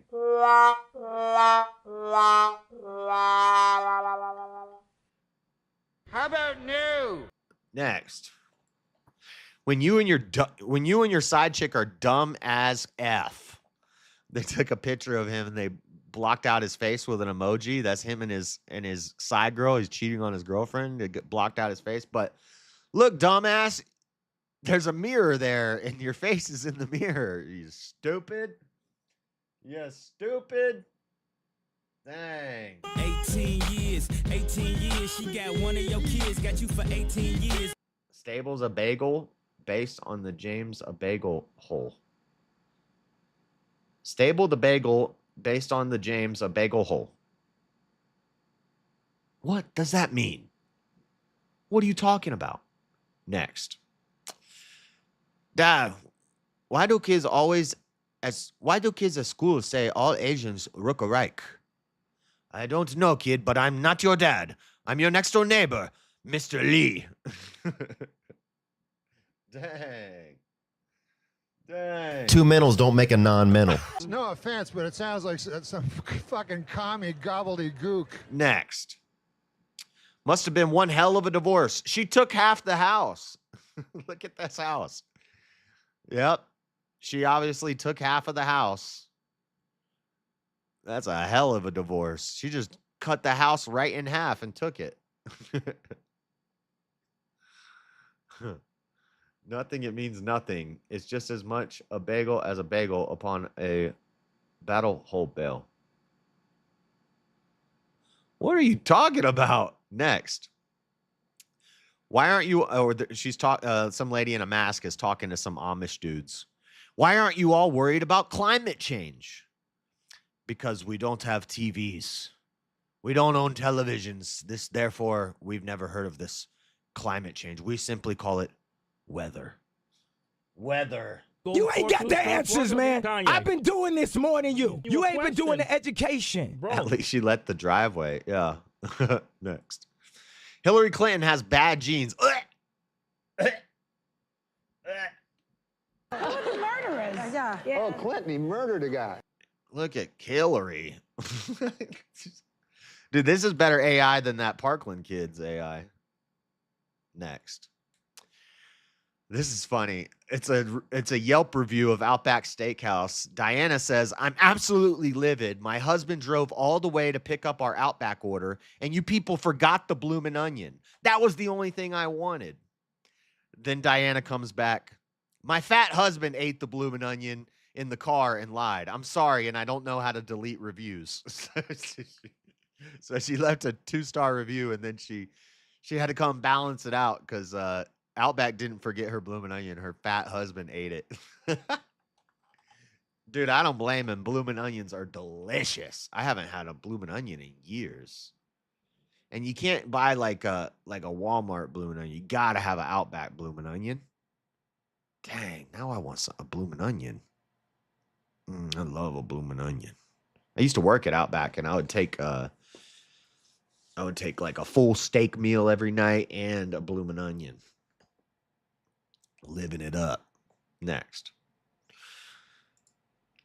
It can't just be a coincidence. The Mayan pyramids, where they used to sacrifice children and cut their hearts out to their sun god or star god or whatever, and Planned Parenthood headquarters, both look like pyramids for child sacrifice. Coincidence? I think not. Built by dinosaurs? Maybe. But definitely designed for child sacrifice. Wow. How about new? Next. Ask not what your country can do for you. Ask where are the Epstein files. Thank you, JFK. Thank you, JFK. Next. Some ugly fat bitch. If you like Sydney Sweeney, then you're a Nazi. Me. Derek. Bite the curb. You know, it is what it is. It is what it is. Next.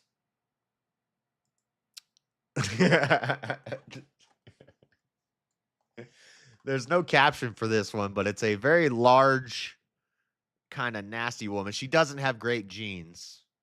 And she's flashing people at a rock concert. And there's this one little kid that turns his head and this one young guy turns his head and happens to see it and goes, ah! Dang.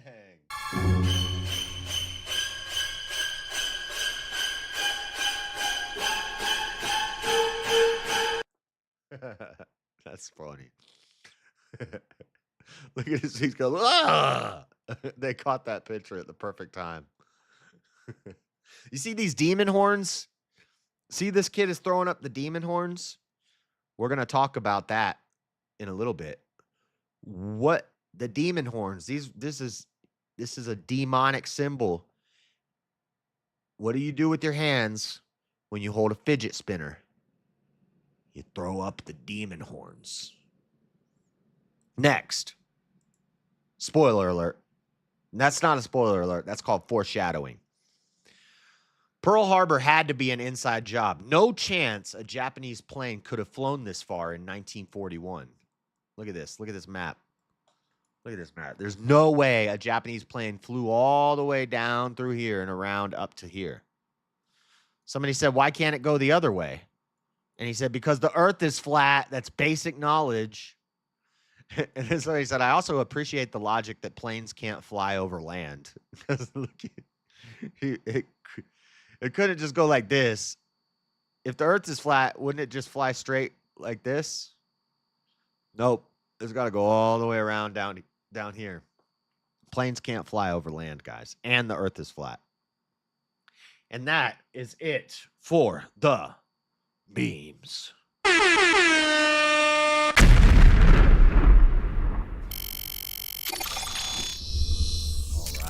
All right. Let's see. We got an hour left. Let's watch some funny reels and do some rapid fire news. We got crazy environmental. I guess it's not really weather, but more like, well, some weather and some natural disasters that are going on all over the country right now. Then we got a bunch of random weird stories. And then we'll talk about gerrymandering. That's what we're going to do in rapid fire. But before we do that, we do have some funny reels.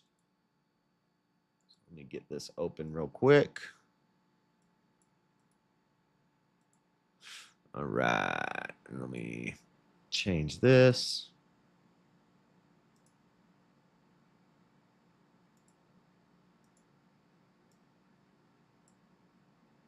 One second. All right. Time for reels and rapid fire news. Memes done, reels, rapid fire news. That's how things go over here. All right, you ready for this? All right, if Dragon Ball Z was in the hood. He stepped on his Nike. Did he just step on my shoes? Yes, I did. His niggatry levels are over 5,000. Impossible. He's a half-breed. This isn't even my final form.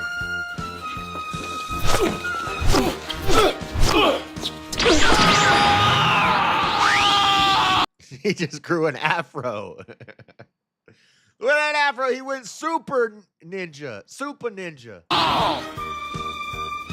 They got a blunt. Here's the achieved super nigga too. I can't stop that. His power levels are surging. Special beam shoe scar! Baby mama backhand! Impossible! He's mastered Ultra Hood State. It's time to end this, niggerot. No way. Super Nigga 3 Ultra unemployed? They gonna need all 7 Dragon Blunts to wish your ass back. Kami! Kami! Ah! You're gonna need all 7 Dragon Blunts to wish your ass back. Ultra Ninja 3. Super Ninja 3.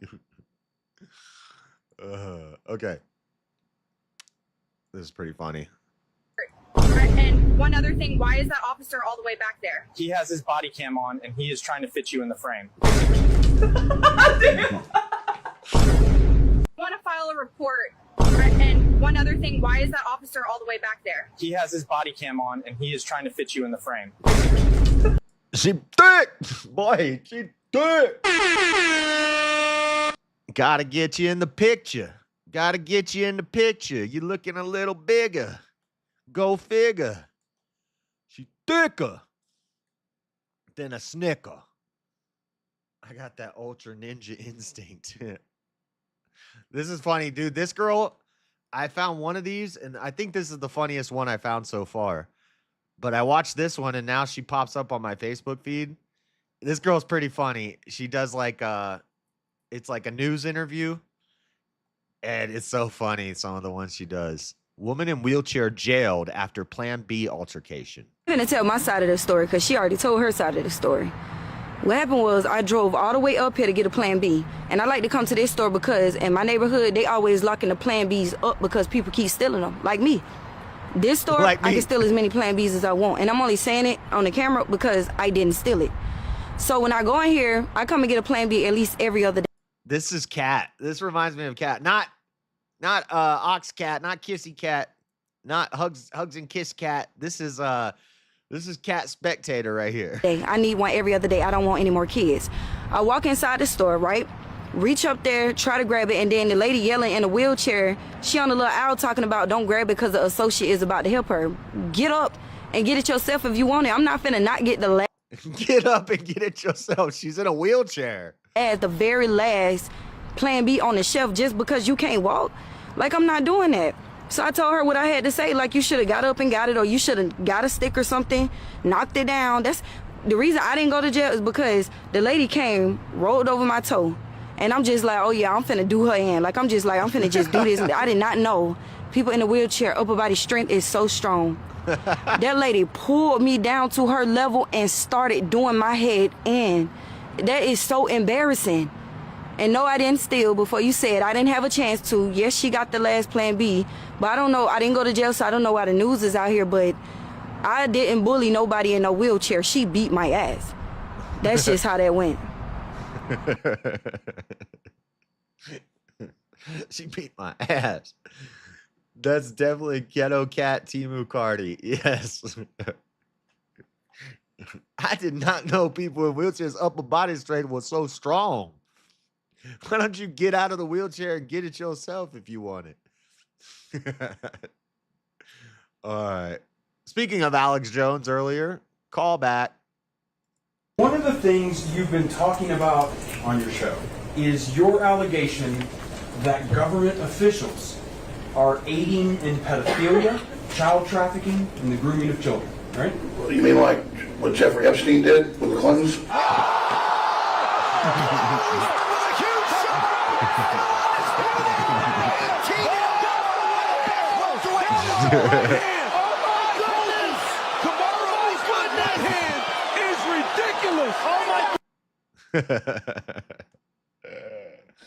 Who are the murderers? Who are the murderers? Yeah. Oh, Clinton, he murdered a guy. All right.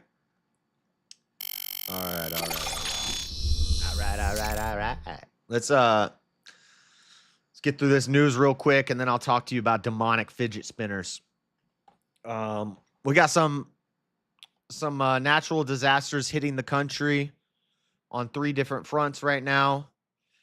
Milwaukee, from Axios, historic flash floods hit Milwaukee as the Midwest faces heavy rain threats. We got a picture of people coming out of their house in a raft. Oh, shoot, what'd I do?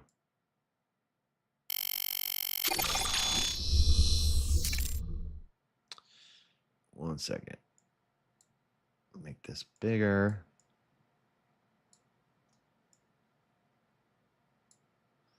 Bum, bum. Bum, bum. Anyway, there's flooding in Milwaukee, and then there's fires in Colorado and California right now.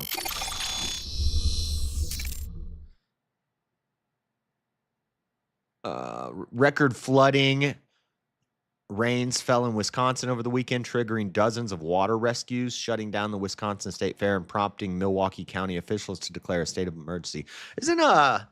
Where's King Black at? Oh, no, he's in Minnesota, not Wisconsin. He's not in Wisconsin. He's in Minnesota. Kind of the same thing, but look, they're pulling these people out of their front yard with a raft. It's not that deep. It's not that deep. You couldn't walk out of this. I would be embarrassed in this picture. Like, look at these two people holding their dogs. Look at this nerdy dude. Got their dogs. I would be embarrassed. The water is literally not even knee high. Wow. Colorado wildfires burn more than 120,000 acres as firefighters await better weather.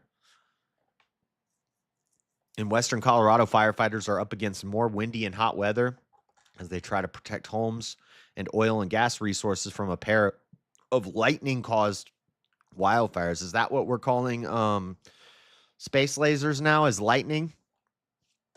That have rapidly grown in the last few days, consuming more than 120,000 acres so far. The larger of the two, the Lee fire, has forced evacuations in 2 counties, including homes and a prison.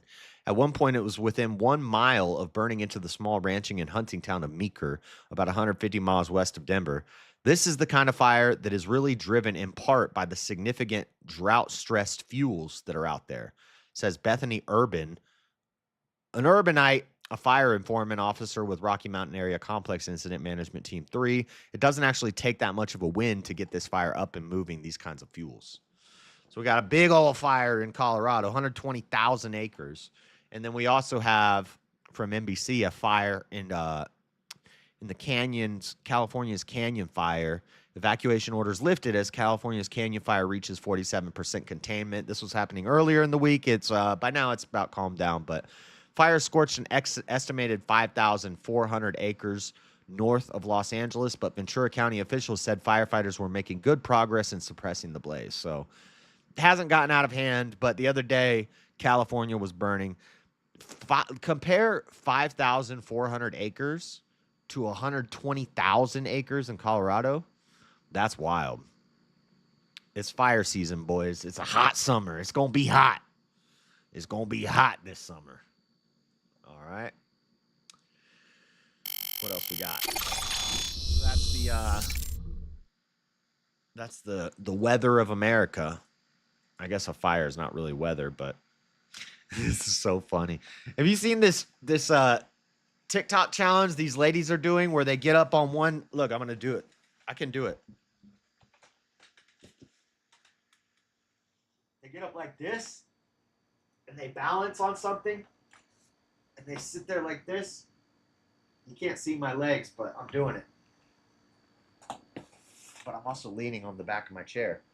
So anyway, it's this like Nicki Minaj TikTok challenge where they like put high heels on and they get up on like a soda can or something, and then they take a picture.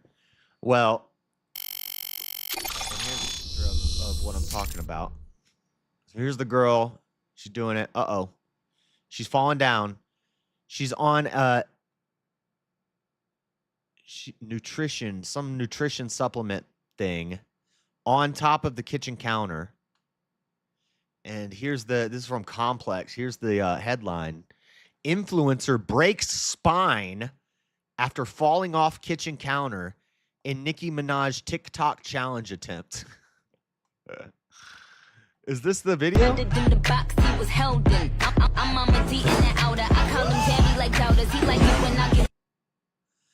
Is that it? That's the video? Whoa, whoa, whoa, whoa, whoa, whoa. Get that off my... Okay, there's no nipples showing. Dang, Instagram almost showing some dang tatas. I clicked on this and it took me to Instagram. But there was no... It was just side boob. It was just side boob.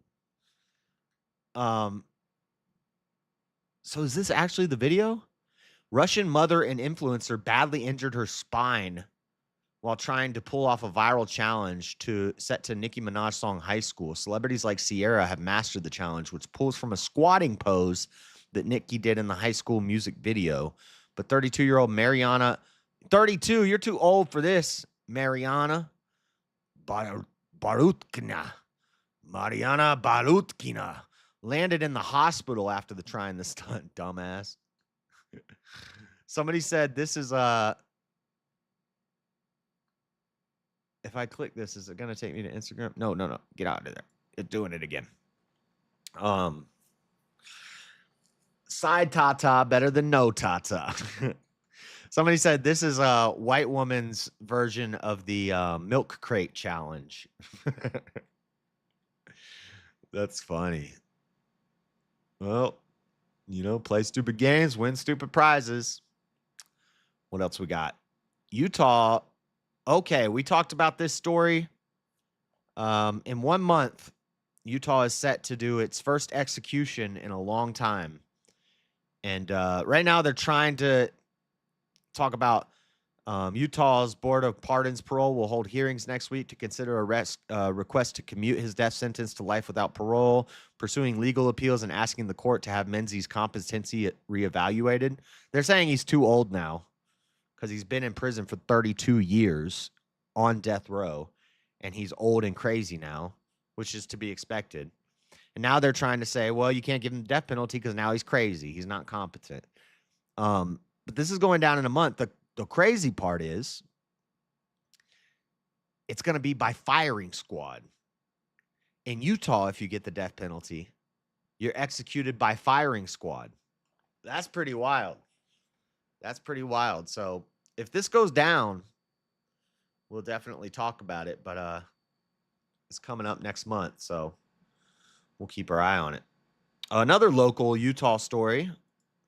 The largest data center in the U.S. is coming to rural Utah County.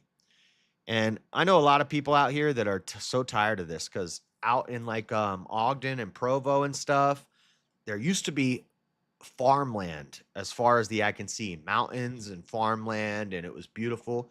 Now it's just tic-tac houses, suburbs, tic-tac houses, and data centers. There's like an Amazon center. There's all these Google, just huge, giant buildings that stretch for miles. And apparently, we're getting another one, and a lot of people in Utah aren't happy because this is agricultural land that they're redistricting to heavy industrial land with a rezoning. 1,100 acres. Center would house a high-density data banks, which can be leased to major tech corporations for a number of uses, including artificial intelligence. And we already have a water issue in Utah. Utah is the second lowest, it's the second least amount of rain. So we're the second driest state. We're not the driest state, but we're the second or third driest state. But we have the second or third highest consumption of water. One of the big reasons for that, I've talked about this before, is the fact that the Mormons, when they came and settled here, and it was desert, it was brown desert biome, they wanted it to look like where they came from. So they wanted green grass. So they imported Kentucky bluegrass from across the country into Utah, and now every house has grass in the front yard. Well, this is a desert climate. We should have, what do they call it? Terrascaping or aeroscaping, basically rocks and sand. It should look more like Nevada, Arizona, New Mexico. It should look similar to that with only grass up in like the highest parts of the mountains where it stays wet because of the snow year round. Our water comes from the snow on the mountains flows down into the reservoir in Utah Lake, and then it gets distributed out to people. But the problem is everybody's got grass, so they have to water their lawns. And now they've rediverted the tributaries and the streams so much that we're in a drought every year, and they have to do water management crap, and the Utah Lake is dropping and the reservoir is dropping. And now they want to do this, the biggest data center in the country. These things are liquid cooled, probably liquid nitrogen cooled too, but they use a lot of water for cooling. It's going to be a big problem. So a lot of people are saying this is bad. This is not a good thing. We don't want this in Utah. I don't care so much about losing the agricultural land. I care more about the water issues, because I don't like when restrictions are put on water. I take long showers. I guess I could rewind, but I'll pretend it didn't happen. What happened? I missed the simping. I got a phone call. Who was simping? Who was simping? Those season tickets got me distracted. Nobody was simping.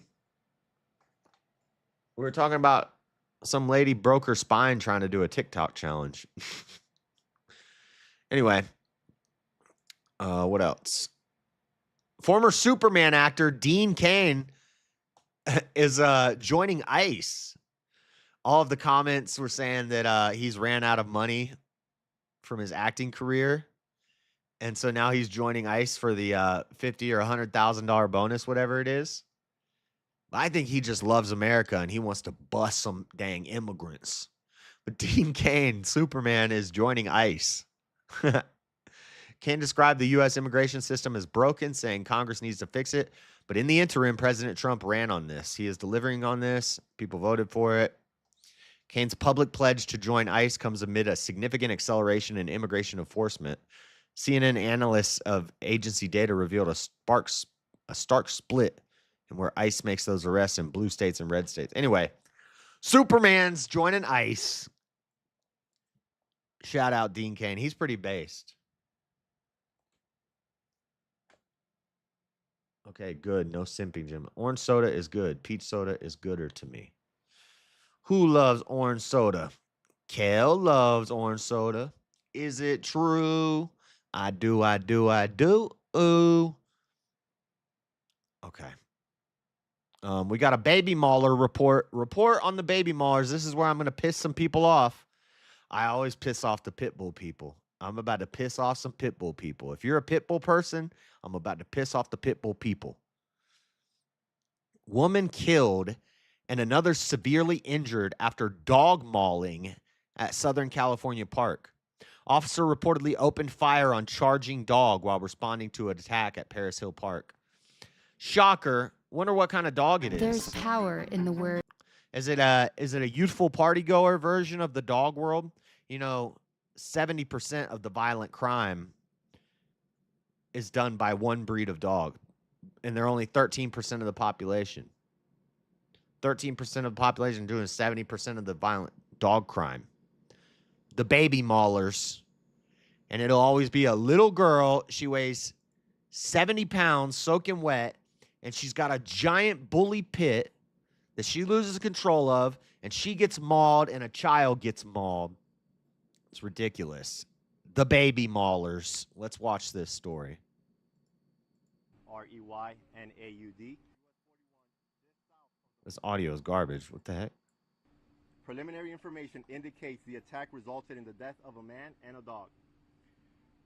The bear involved may still be in the area as our officers continue to secure the perimeter. The bear? Out of an abundance of caution, we urge residents and visitors to remain vigilant and avoid the area. Do not approach or attempt to track wildlife.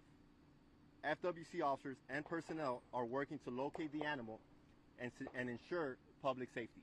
You hear gunshots going on? They must be at a gun range. The investigation continues. So, okay. The picture for this article was a picture of a pit bull. Why does it say fatal bear attack? Or is this two separate stories? Florida officials provide update on fatal black bear attack. There's so much different conflicting stuff. This is Southern California. Dog attack. But then this says Florida officials provide update on fatal black bear attack.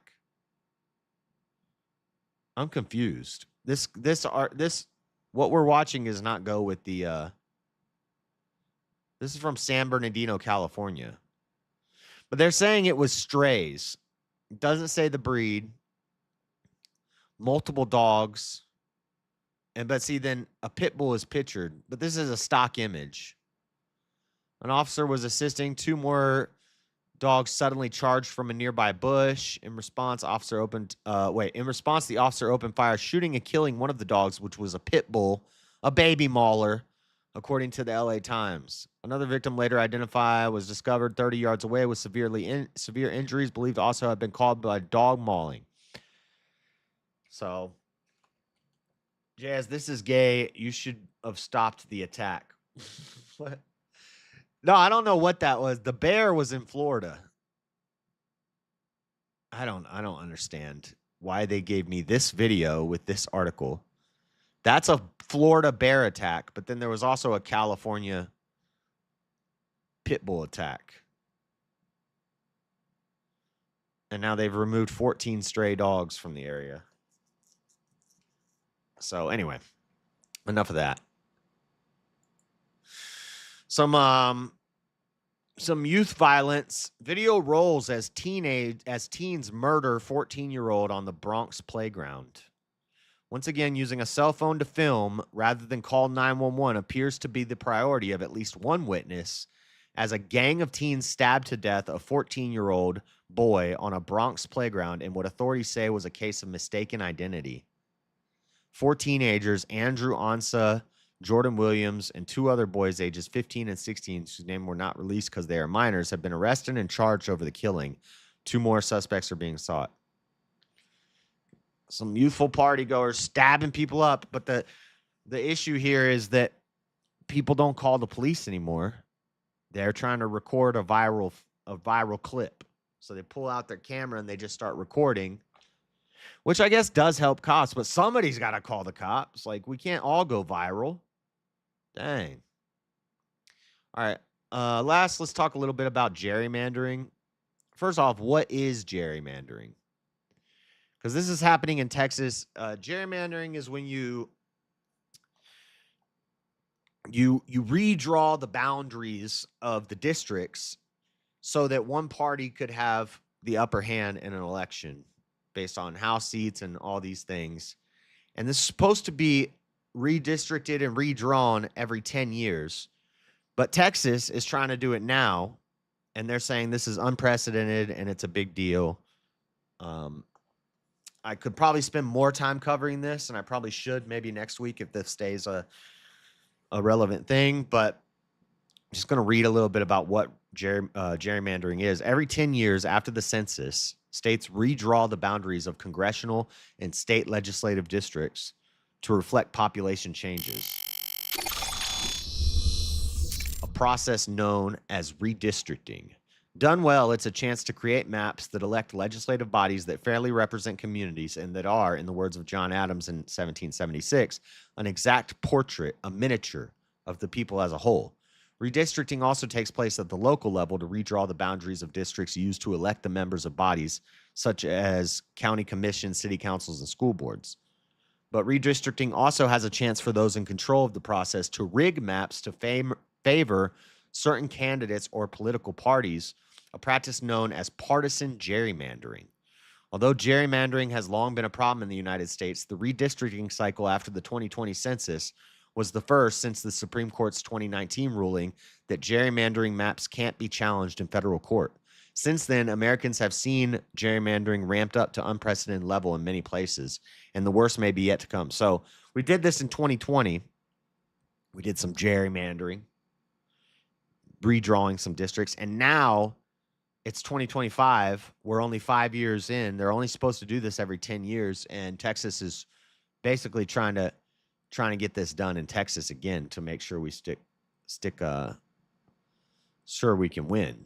You know, we're trying to trying to use the system to our advantage to make sure we can win. Here is a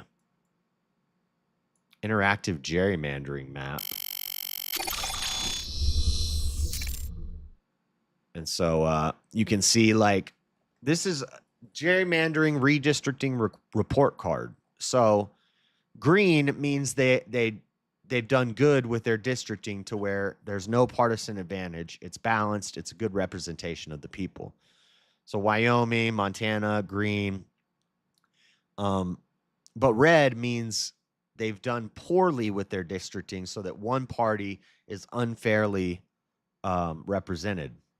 So Texas, you know, Texas is going to probably stay Republican because of the way that they've district the congressional, the Senate, and the House. Congressional is an F. That means it leans very hard towards Republican. The Senate is a D. It leans hard towards Republicans.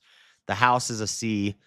It's average, you know, average balance, or average lack of balance. Whereas green means that it's very balanced. Like Colorado is balanced, but Democrats have the partisan advantage, but there's a lot more Democrats in Colorado, so that makes sense. Somewhere like Illinois, the Democrats have a big partisan advantage, but it's not representative of the population as well.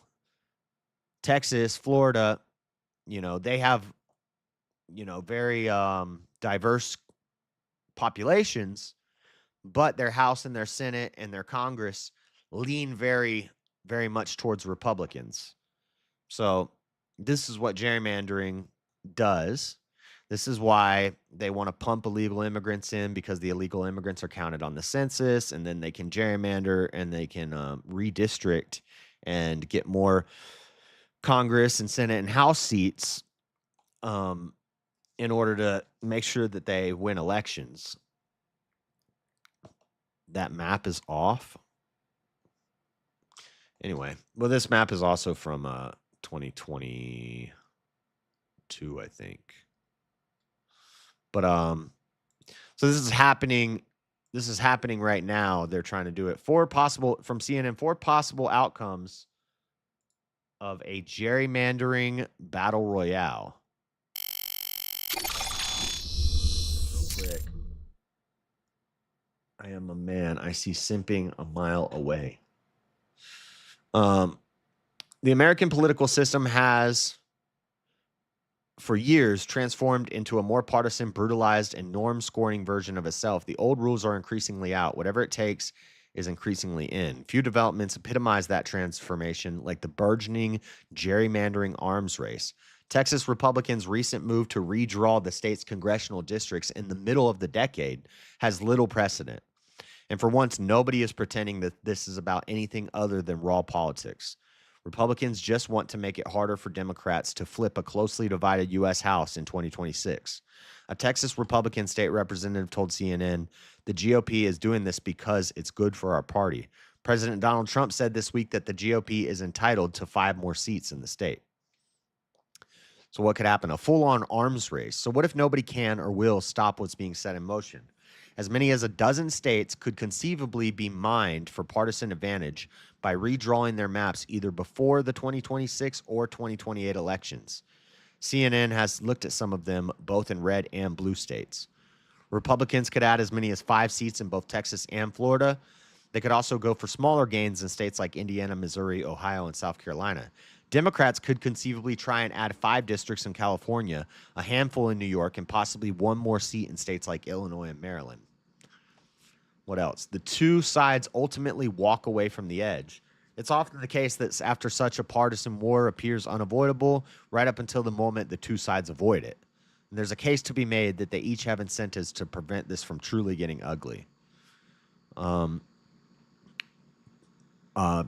Possibility number 3, Texas Democrats walkout works. Because they walked out because they didn't want the GOP to do this. Perhaps the most efficient way to avoid this war is for Texas Democrats' walkout to actually somehow work. Texas is the canary in the coal mine here, and Democrats appear dug in to do what they can to stop it. Dozens of lawmakers have left the state to prevent legislators from getting the quorum it needs to do business. Republicans have issued a series of threats, blah, blah, blah.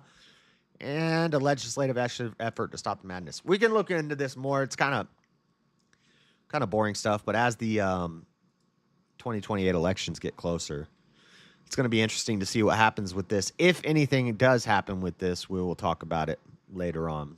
But for now, I just wanted to kind of burn through it. I just wanted to make sure I understand what gerrymandering is. So we're learning together. It's learning day. All right, guys. Last segment of the show here. It's been a while since we covered a wild conspiracy theory or something, something just a little weird and crazy and kooky. So that's what we're going to do today. You guys remember fidget spinners? Remember those little fidget spinners? Well, I found out the other day through a conspiracy theory video that when fidget spinners were popular, there were certain people in the Christian community who were decrying them as demonic, a tool of Satan to attack our children. And think about it. When you spin it, it looks like a pentagram. You hold it, you're throwing up the demon horns, and you stare at it and you get hypnotized. It's hypnotizing the children.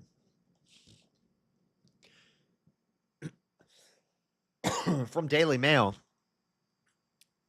we have a video here. This is actually on YouTube too, but is there going to be an ad?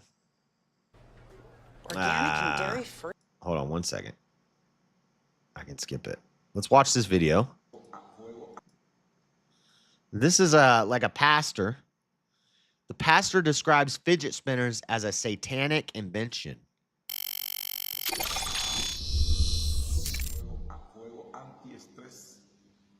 Anti-stress? A spinner, a fidget spinner. Mira. It's in Spanish and there's no captions. What the heck? Mira, look. This anxiety, the spinner, the fidget spinner. Mucha atención. Por ejemplo, los niños agarran y empiezan a hacer este juego. Y empiezan a acostumbrar. Demon. Mire, demon horns. Mira. El signo del diablo. El diablo. Toda la gente Visible el diablo. Hace este signo burlándose de Dios. Este signo es satánico. Satánico. Esta es satánico. El diablo. The fidget spinner. Esta forma, que es la misma cosa, el 666 que es la marca del diablo. La sangre de Jesús tiene. Or, so you either hold it like this, and you're throwing up the demon horns, or you hold it like this, and you're throwing up the 666. This is also a white supremacy symbol. The OK symbol. You see? 6, 6, 6. Satánico. Aquí en un templo denominado Congregación Pentecostés de los Primeros Cristianos. Lo estoy demostrando así de esta forma para que puedan cancelar. And it makes a shame of the Trinity. It's a Trinity, but when you spin it, it's a blur. It's blurring the Trinity. Hablar de sus hijos, que no permitan que usen en sus casas.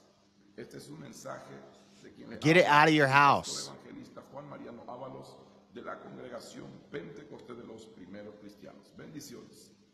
No for the Christians. Hey kids, have you heard about the newest fad? Fidget spinners! They are hip, they are cool, they're everywhere in the schools.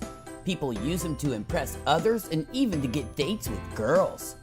But are they evil? Besides the fact that there are people with anxiety problems often fiddle with things, clicking pens, twirling coins, foot tapping, rhythmic tapping on a desk. People with ADHD often deal with that. Fidget spinners fulfill that craving. My son has ADHD and would repeatedly flip his cell phone open, close. He was born with this.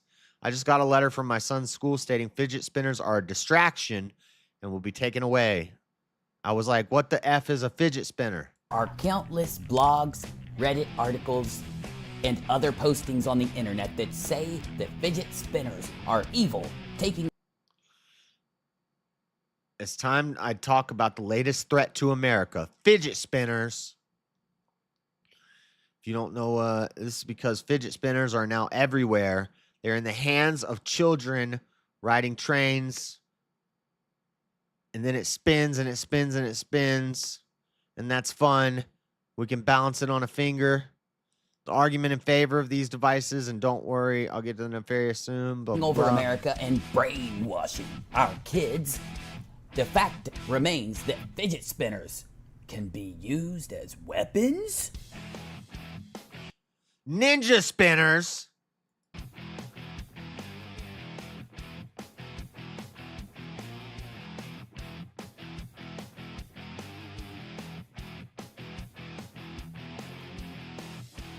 What the heck is this?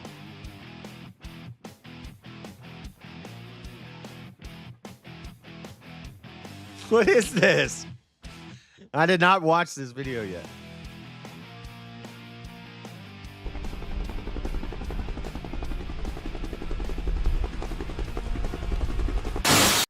Okay, this is dumb. Okay, let's look at something. Look at that. Baphomet spinner. 5 major theological problems with fidget spinners. 1, it's pretty hard to raise your hands in worship when they have fidget spinners in them. That's true. 2, they aren't found in the Bible. Not at all. There's no fidget spinners in the Bible. Jesus didn't tell us to use fidget spinners. 3, anyone ever noticed how a spinning fidget spinner looks just like a pentagram?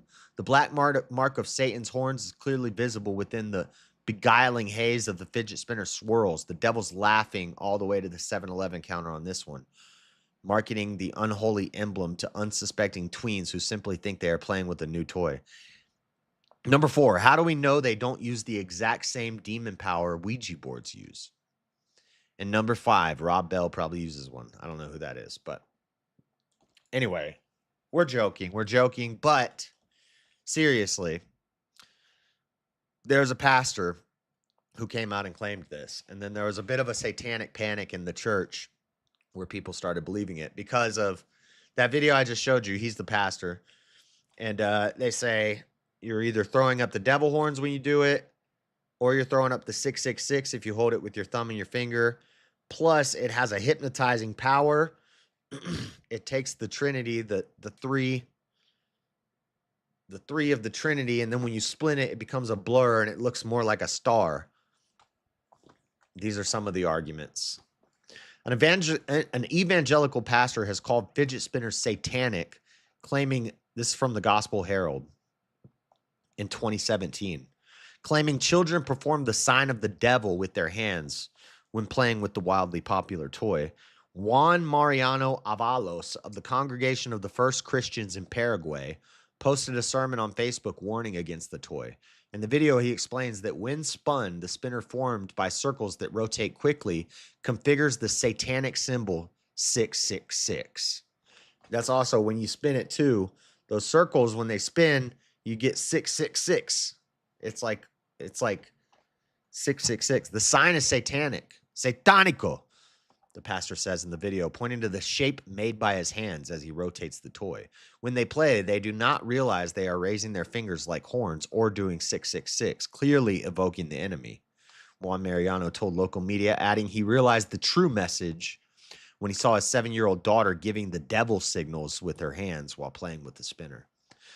The pastor also warned parents not to allow their children to handle the toy. Look, it looks like 666. While some on Facebook supported the pastor and thanked him for his concern, most dismissed his sermon as ridiculous. Wrote Jose Soler, you have to be careful when you drink a cup of coffee with your hands so that the devil won't come out and take it. Don't mock this guy. This guy's based. Gabby Sanchez wrote, I can't believe what I just saw and heard. Lord, forgive him for what he says. We're not laughing at God. We're laughing at the pastor. Fidget spinners, which are 2 or 3 pronged device with a ball bearing, balances the index finger and the thumb, were invented by American Catherine Hedinger in the mid-1990s. Really? Why did we never see them until like 2010? They've been available for 2 decades. The product exploded in 2017. The toys have been selling out at shops and online retailers around the world. Others have warned fidget spinners are dangerous for different reasons. Like you can kill somebody with a fidget spinner. So we all decided no fidget spinners. Keep them in your backpacks. Don't bring your fidget spinners to school. But I'm more interested in the fact that they're demonic. I'm Dominic, and today I welcome you to the first ever and probably last ever episode of Make a Preach, where I preach to you about something that's probably not that important, but I hope that my delivery will make you watch it anyway. Because there is something, a symbol, currently really popular, that symbolizes what is wrong with the lives we're living. We're going around in circles, spinning faster and faster with no idea where we're going, chasing things that we think we want, only to get bitten in the proverbial tail that we're also chasing as soon as we get what... Did he say bitten in the proverbial taint? Or tail? What we want, as it turns out, because we didn't really want it or need it at all. Of course, I'm talking about the symbol that is the fidget spinner. It's an evil thing, symbolizing and glorifying the going around in circles, this treadmill that leads us nowhere, and life should not be like this. Life should be going straight forward in a line. Always. Yes, the straight and narrow path. Not the never-ending circle of the fidget spinner. You see, it's all coming together now, guys. We've got a lot of evidence for this. So I'm just saying, if you still have a fidget spinner, you need to get it out of your house. Satanico. Always up, always forward, advancing yourself, and not looking at something in your hand that's spinning like you are spinning, only because you feel a sense of kinship to it because it's spinning. Today, I will be making something like a fidget spinner, but completely different, symbolizing how life should be, the struggle of always advancing, always going. What are you making, a stick? Going up, always going further. And I will only be using the drill press for this, because to get somewhere you have to drill on. And I'm using this selection of bits, because bit by bit, you will get there too. The symbolism here is amazing. I'm starting out with a very small prep point bit to mark the center of the coming piece. All right, we're going to skip ahead and see what he makes. He got a gear. He made a gear. Well, that thing is spinning. And as you have seen, this is how a spinner should really work. It's hard work to spin it, but it's so rewarding. You're always going up, at least if you hold it like this. Rabbit ears. And you get a real sense of accomplishment once you get somewhere. There might be some logical flaws about this, but it's still a nice design. Yeah, like the fact that you're still just spinning around. It's still just spinning around in a circle and your fingers aren't getting anywhere. It's, yeah, there are some logical flaws in it. Also, I'm told to think. I made this in under 20 minutes from, well, a block of wood, block of scrap wood. As you can tell, I did not finish it. It's the raw surface. Looks like a good skateboarding wheel. All right. The Catholic Church is freaking out about fidget spinners. Is the toy an apt representation of the Holy Trinity, or is it heresy? I'm not Catholic, and much of my exposure to Catholicism begins and ends with pat, film-length characterizations of the religion. I had a vague idea of what the Holy Trinity meant and represented, but after days spent researching, it seems there isn't much clarity, even for people who spent their whole lives stepping into the faith. My grandparents never explained it in a set. I don't care about. Another added, my mom told me the reason Catholics liked the Trinity so much was because they respected women. She later admitted she was lying. A third asked, is it about fidget spinners? 3 persons, 1 God. So this is claiming that the fidget spinner is actually not satanic, but it's a Christian representation of the Trinity.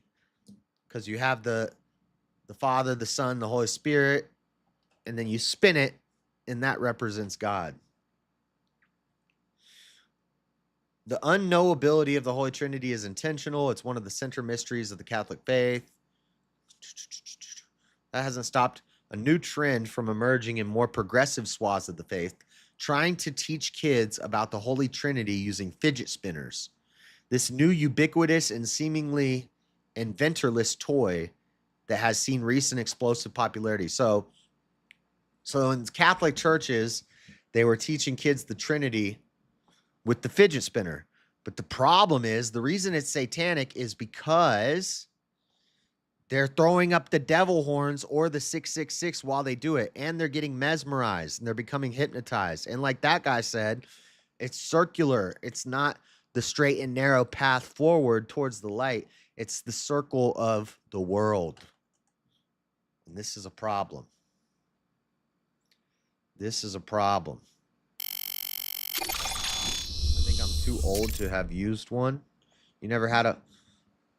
The only fidget... Certain things, not spinners. All right, Dean. Time out. Time out, Dean. You're in timeout for 1 minute for being a weirdo. To compare the Trinity to a fidget spinner, as with the shamrock, is to commit the heresy of partialism. So apparently this is a heresy for them to do this. To use... And so also... It's also... they shouldn't even be doing this. So... They're taking a satanic toy like the fidget spinner, and then they're using it to teach kids the Trinity, which is heresy. It's the heresy of partialism, while throwing up demon horns. And this, ladies and gentlemen, is why the fidget spinner is evil. It's demonic. In most variations, the fidget spinner is simply a relatively cheap, weighted bearing. White House emerged as first potential tool for dealing with ADHD and anxiety.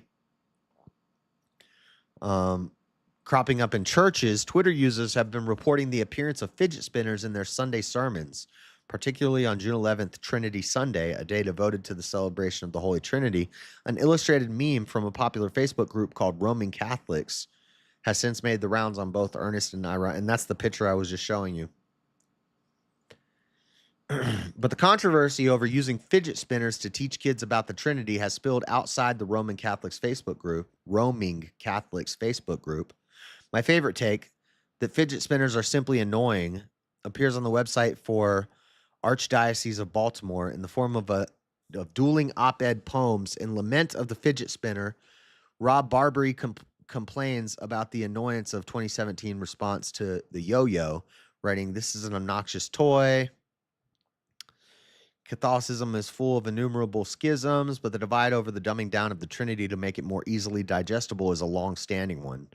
St. Patrick analogizing the Trinity to a shamrock and also to water's various chemical stages has historically merited accusations of partialism or modalism, suggesting that God is composed of three parts, and heresy. Comparisons between fidget spinners and the shamrock came up frequently as I scourged Catholic message boards for this article.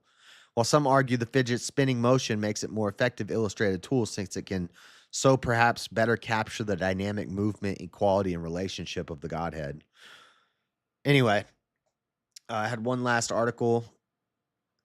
Fidget spinners and inadvertent heresies. This is more just about that. In the case of fidget spinner, it can be easy for a well-meaning kids leader to make a quick comparison of the three-armed spinner to the Trinity. While the intention in this case may be good, the analogy is not good. In fact, it is heretical. Using the fidget spinner as a simplistic representation of this complex theological concept propagates the false doctrine known as partialism. This heresy asserts that the Father, Son, and Spirit are not three distinct and separate persons, but are instead three components of God, each representing 1/3 of the Godhead, and that they are not fully God when combined together. Other analogies that are partialistic in nature include the egg, the parts of the shell, the white and the yolk and the shell, and the three-leaf clover. As we handle God's word and interpret it to children, we must be diligent to do so in ways that are understandable to them without compromising trustworthy theology. Partialism isn't the only bad analogy for explaining the Trinity. Modalism is a heresy that is expressed by analogies like ice, steam, and liquid as three forms in which water exists, or that one man can at once be a dad, a husband, and a son. Modalism suggests that God reveals himself in three forms or modes, but not as three distinct persons. Or Arianism is a heresy that espouses that Son and Spirit are creations of the Father, not eternally existing persons that are equal in nature with the Father. A good example of this poor explanation is that of the sun giving off heat and light. Really? So the sun, and somebody did the sun analogy to me not too long ago. I've told people before the water analogy is modalism. I knew that. The shamrock and the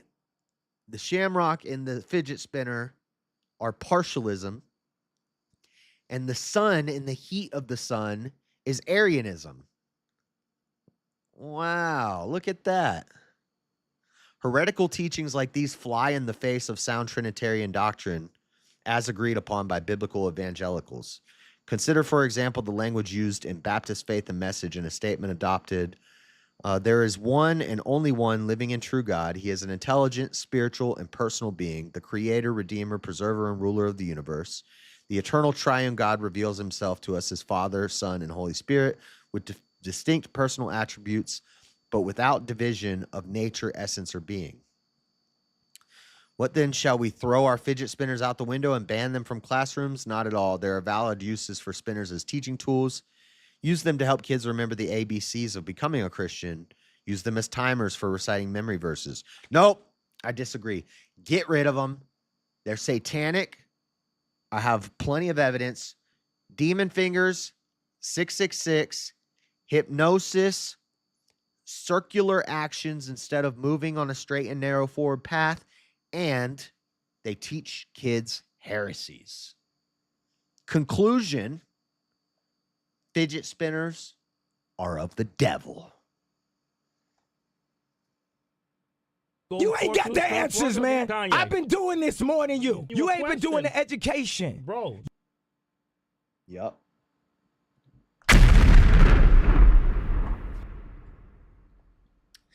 And that, ladies and gentlemen, is why fidget spinners are evil.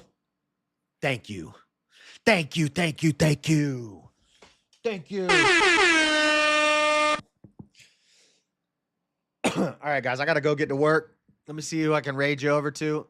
That was a fun little interesting thing. I did not know that the sun analogy was Arianism, because somebody was telling me that sun analogy fairly recently. The next time somebody brings that up, I'm going to be like, oh, that's Arianism. Don't do that one. No, that's a heresy. Ain't no ice and water and steam. Ain't no dang fidget spinner. Ain't no dang sun. Heat from the sun and light from the sun. That's Arianism. Good stream, JS. Thanks. No problem, Cat. I hope you don't have any fidget spinners in your house. If you do, get rid of them. Let me see who I can raid. Tomato. Rob. Rob is on Tomato. Crucible. That's about it. We did Tomato last Monday. We'll do Rob this Monday. I'll send you over to Rob. He's on the Tomato anyway. Check my Discord. Okay. Andrew's live. Yeah, but Andrew's got probably 5,000 people watching him. I'd rather all these channels have a lot more people watching them, so they're not even going to notice my little 9 people come over. But I'd rather send it to something a little smaller. But thank you guys for watching. Might be back in the morning. I might not. I'm pretty tired today, so I might just go to sleep when I get home. But God bless you guys. Thank you. Get rid of your fidget spinners. Don't be corrupted by the devil. And I will catch you later. Go put some chairs in Rob's chat. We out. Peace.